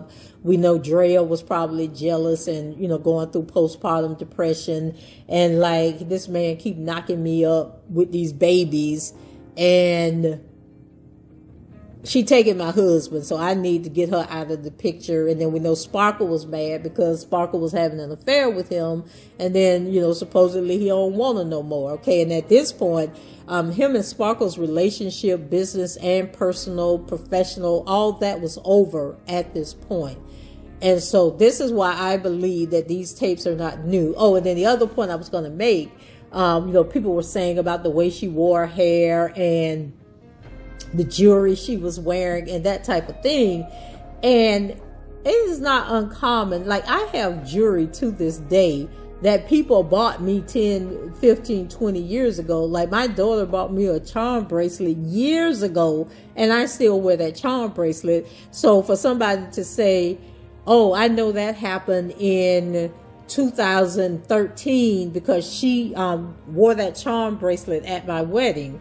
Okay, well, if you had a 10-year wedding anniversary next year, I'm probably going to still have that same charm bracelet on. You see what I'm saying? Like, people have their favorite pieces of jewelry. And I can remember, in the 80s and 90s, like, we used to have jewelry on top of jewelry, rings on every finger. And you just wore the same jewelry all the time. And I mean, that went on for years. And then it was like during, hip hop and the rap stuff, like Moni Love and all of them, they used to wear the jewelry all the time. And so we wore that jewelry over a span of years until that whole era faded out. And then people were talking about, well, she used to wear her hair. I guarantee you, if I showed y'all pictures of me in 8th grade, 9th grade, 10th grade, 11th grade, 12th grade, my hair was the same. My hair was parted on the left side of my head. And y'all saw that story that came out about Kim Kardashian bringing back the side part. Child, the side part ain't went nowhere because I still wear my hair with a side part. Well, I wear my wig with a side part now. But anyway, I can tell you, from middle school to high school, I wore my hair in that Farrah Fawcett look with the part on the side and the hair flipped in the front. And at some points, it was flipped all the way around. And then I think as I got older, I still had the front side part and the hair flipped. But then the back part might have been curled under. But when you look at pictures of me, you'll see that my hair is flipped, flipped, flipped, flipped, flipped. Okay? And that went on for years. Okay? So the fact that people were saying, okay, well, I know she was this age because that's how she used to wear her hair. That means nothing because there are people that have hairstyles that they like and they wear their hair that way all the time. And so he could have said to her, oh, I like your hair like that. So, wear your hair like that. Or maybe she just liked that hairstyle, okay? And the necklace she was wearing maybe had sentimental value to her. And so she wore that necklace all the time. So it doesn't matter if the necklace, she got the necklace in 1993. She could have still been wearing the necklace in 2003, 2013. So that means nothing. That proves nothing. And then it's up to the defense to put in enough reasonable doubt in their questioning for the jury to be able to say, okay, so just because she had her hair that way or she wore that necklace or whatever doesn't mean anything. And then I know there's a lot of people who are saying that it wasn't even her in the video, that it was other people in the video, like a cousin who they say looks a lot like her. And then they say it was the friend, Pinky. Her and Pinky look just alike. And so, I mean, I'm not going to get into, oh, it was another person. My thought process is that the videos were actually taken in either 2000 or 2001. And then, once again, she still might have been underage, but I just don't think that they were taken in the 90s. I believe it was around the time that the video surfaced. So Appenteng says, go ahead. He just was saying, I can't help you. I can't help you. And we got our belongings and we left. Okay. And so let's back up a little bit. This is Appenteng. So what happened first was your father and Mr. Kelly were off having a conversation by themselves. Is that correct? Yes. Do you know exactly what was said during that conversation between the two of them? No. When they came back and joined you and your mother, how was your father's emotional state at that moment? It was hysterical. Okay, what did you observe about Robert in that moment? What was he doing? He was crying. He was sincere. I remember him dropping to his knees and grabbing his head and apologizing profusely and just asking for my dad's forgiveness. Okay, what were you and your mother doing at this point? We were crying. We were emotional. Okay, why were you crying and emotional? Because I was embarrassed for lying to my parents. They finally understood everything was true, and it was just my first admittance to them as far as what was happening. And I was also afraid and fearful for what was going to happen to Robert. What, if anything, did you communicate about your feelings for Robert in that meeting? I was very emotional, and I was telling them how much I care for him and how much I loved him and how much he loved me.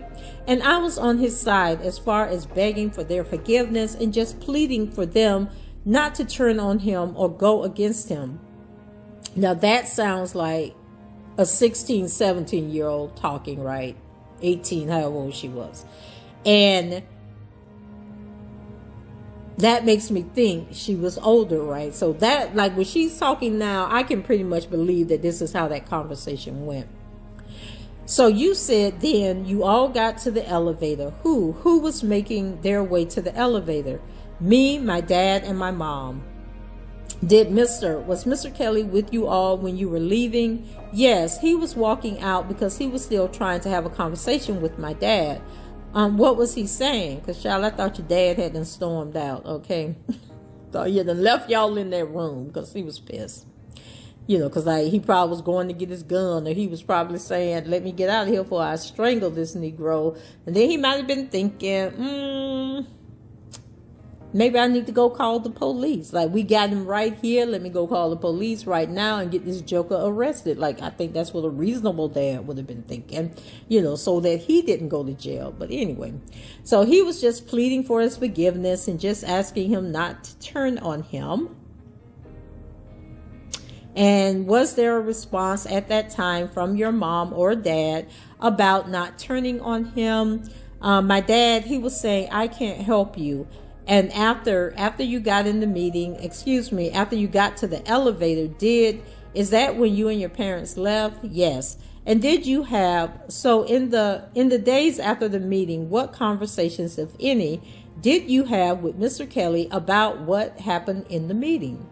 And then notice we ain't heard nothing from Drea. Like, what did Mr. Kelly's wife say? Was Mr. Kelly married at the time? Like, we ain't getting nothing about Drea. It's like Drea is non-existent at this point. So, and so in the days after the meeting, what conversations, if any, did you have with Mr. Kelly about what happened in the meeting?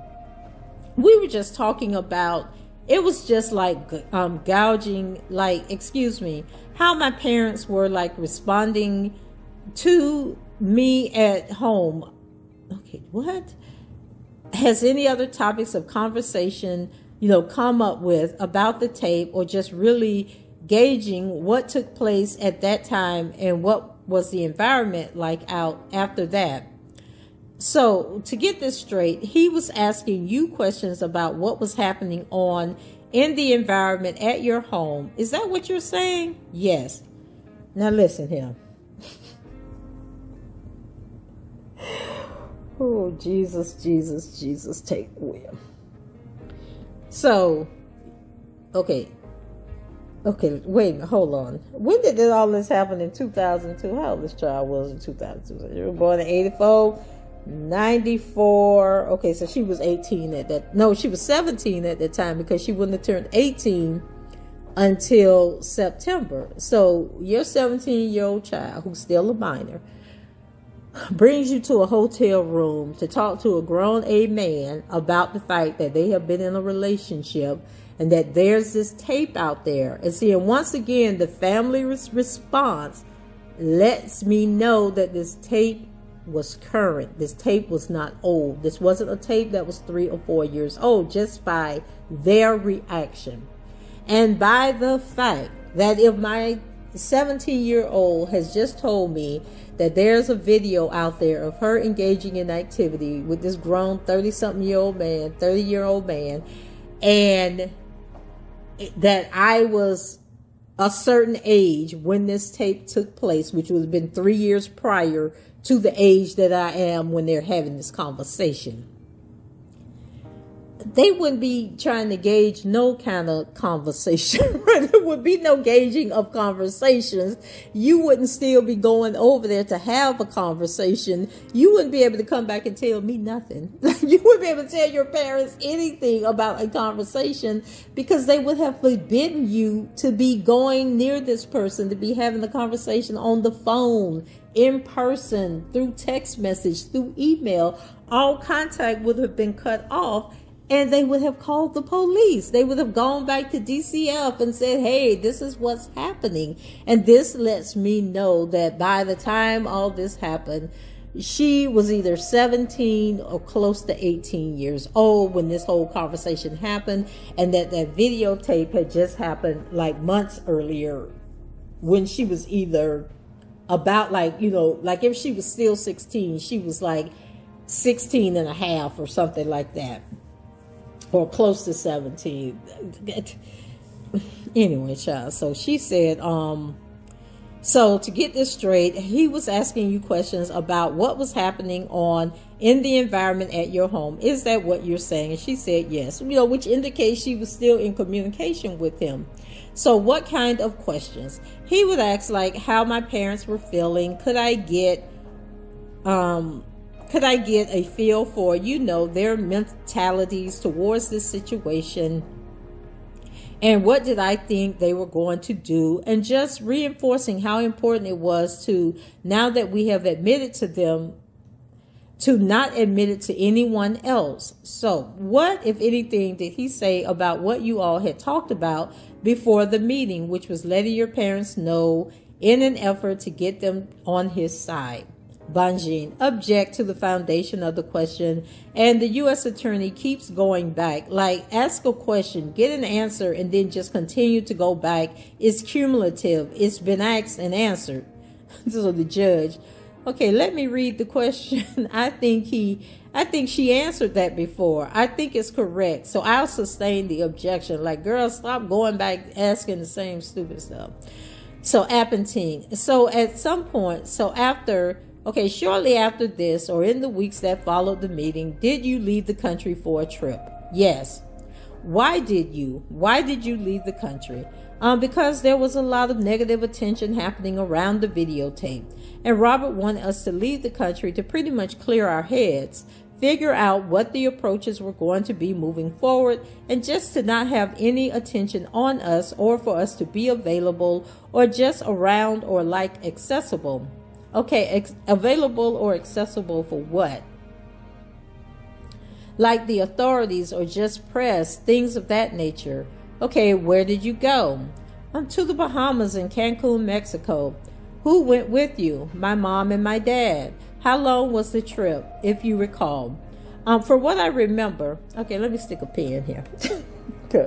She said it was her mom, her dad, and her. Don't Reshona have other siblings? We know she got the one brother who plays the drums for, and then I want to, I know I've pointed this out before, but I want to point it out again because I don't know what order y'all watch my videos. I know in some videos I have referred to her dad as the drummer. Her dad is the guitar player. The brother is the drummer. Okay. Where was he at this point? Okay. Where were the other siblings? Is it just the two of them? Why was it just her, the mama, and the daddy on the trip? Anyway, moving on. Okay, so how long was the trip, if you recall?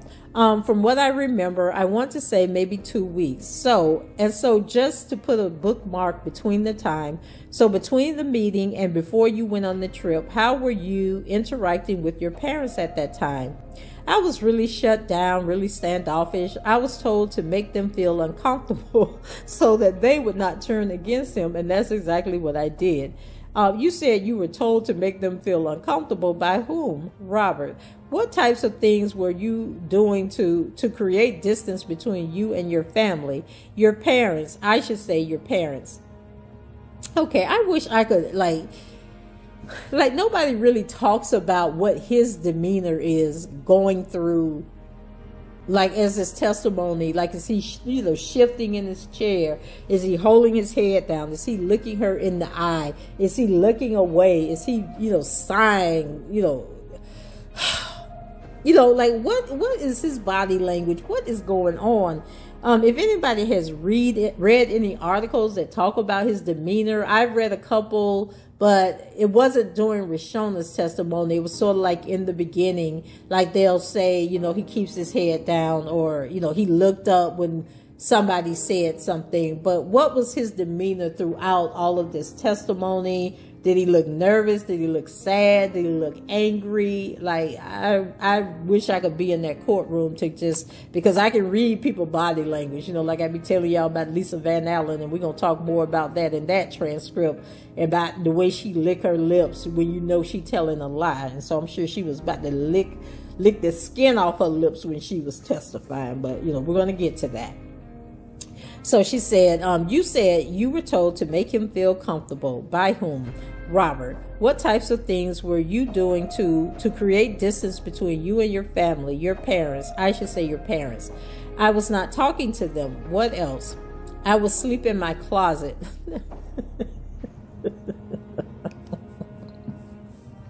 Not the closet, Reshona. Okay, so now y'all know, for those who are wondering, why am I laughing? I'm laughing because one of Mr. Kelly's coping mechanism is that he sleeps in the closet. When he's upset, when he's stressed, when he's, trying to think of some songs, different reasons, he sleeps in the closet to clear his head and to center himself. So now Reshona, he'll talk about she's sleeping in the doggone closet. Just like totally shut down from the world.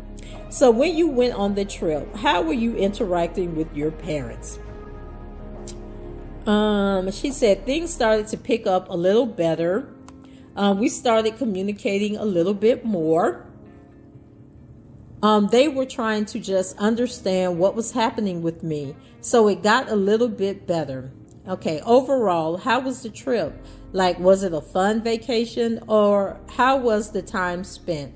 It was not a fun vacation. It was not considered to be a vacation. It was literally us trying to understand all of the positions that we were in. And what do you mean by all of the positions that you were in? Well, I lied to my parents, and I was keeping the nature of my relationship with Robert a secret. So they had to digest all of that, and they had questions for me. So it was really uncomfortable. Okay, were you in touch with Mr. Kelly during this trip? Yes. How were you communicating? By phone.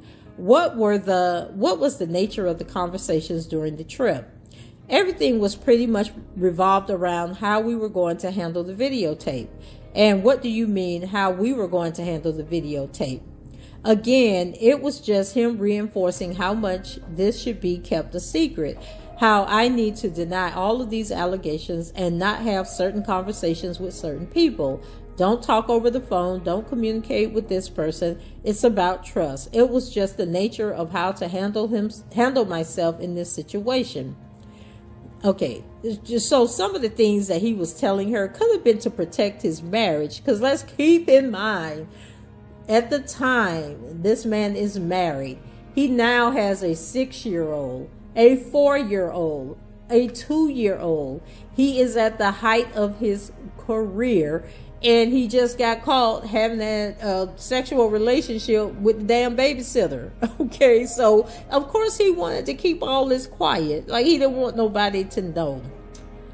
So anyway, child. And then they don't tell him who else he was cheating with that might have been upset and mad that all this was going on. Okay, so did you discuss your parents? Yes. What did you discuss about your parents? I just let him know that I was following his instructions on how I should handle them, and I was trying to gauge where their mentalities were as far as what they wanted to do or not to do. So in a sense, in all honesty, I was kind of working on them to be in his favor. Okay, when you say working on them to be in his favor, what does that mean? Can you explain a little bit more? Just begging them, pleading with them how much I love him, how much he loves me, and to please don't turn on him. I don't want his career to be ruined. I don't want his secret about me to be true either. So it was just me really trying to get them to not turn on him as it was referenced. But child, you didn't want his marriage to end, and you didn't want his children to be in a fatherless home. You weren't thinking about the parents, because once again, for some reason, the prosecutor don't want the jury to know that the man was married, had 3 small children. They just acted like Robert Kelly was out here free, single, just swinging the D from this branch to that branch, okay? And he had nobody that he was accountable for or to. So hopefully when these defense attorneys get up, they will point out that the man had a whole wife and 3 kids. So, the judge, is this a good time to break now? Appenteng, sure. Thanks, Your Honor. Okay, we'll take a 15-minute recess until 3:45. Okay, so the security officer, all rise, jury out, change of court reporters. And guys, I am going to stop this here because on this transcript alone, there is still 50 more pages to go. So it's going to take me forever to save this video. So we're going to go ahead and stop now. Go ahead, leave your comments, your thoughts, your views, your opinions on what in the world you think was happening. How old did you think Reshona really was when those videotapes started? Do you think that this was all a setup and scheme between Drea, Lisa, Sparkle, or any combination of the 3? Go ahead, leave your comments below, rate the video, and subscribe to the channel if you haven't done so already.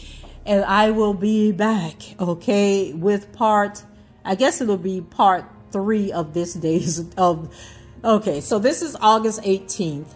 This is the second part of August 18th.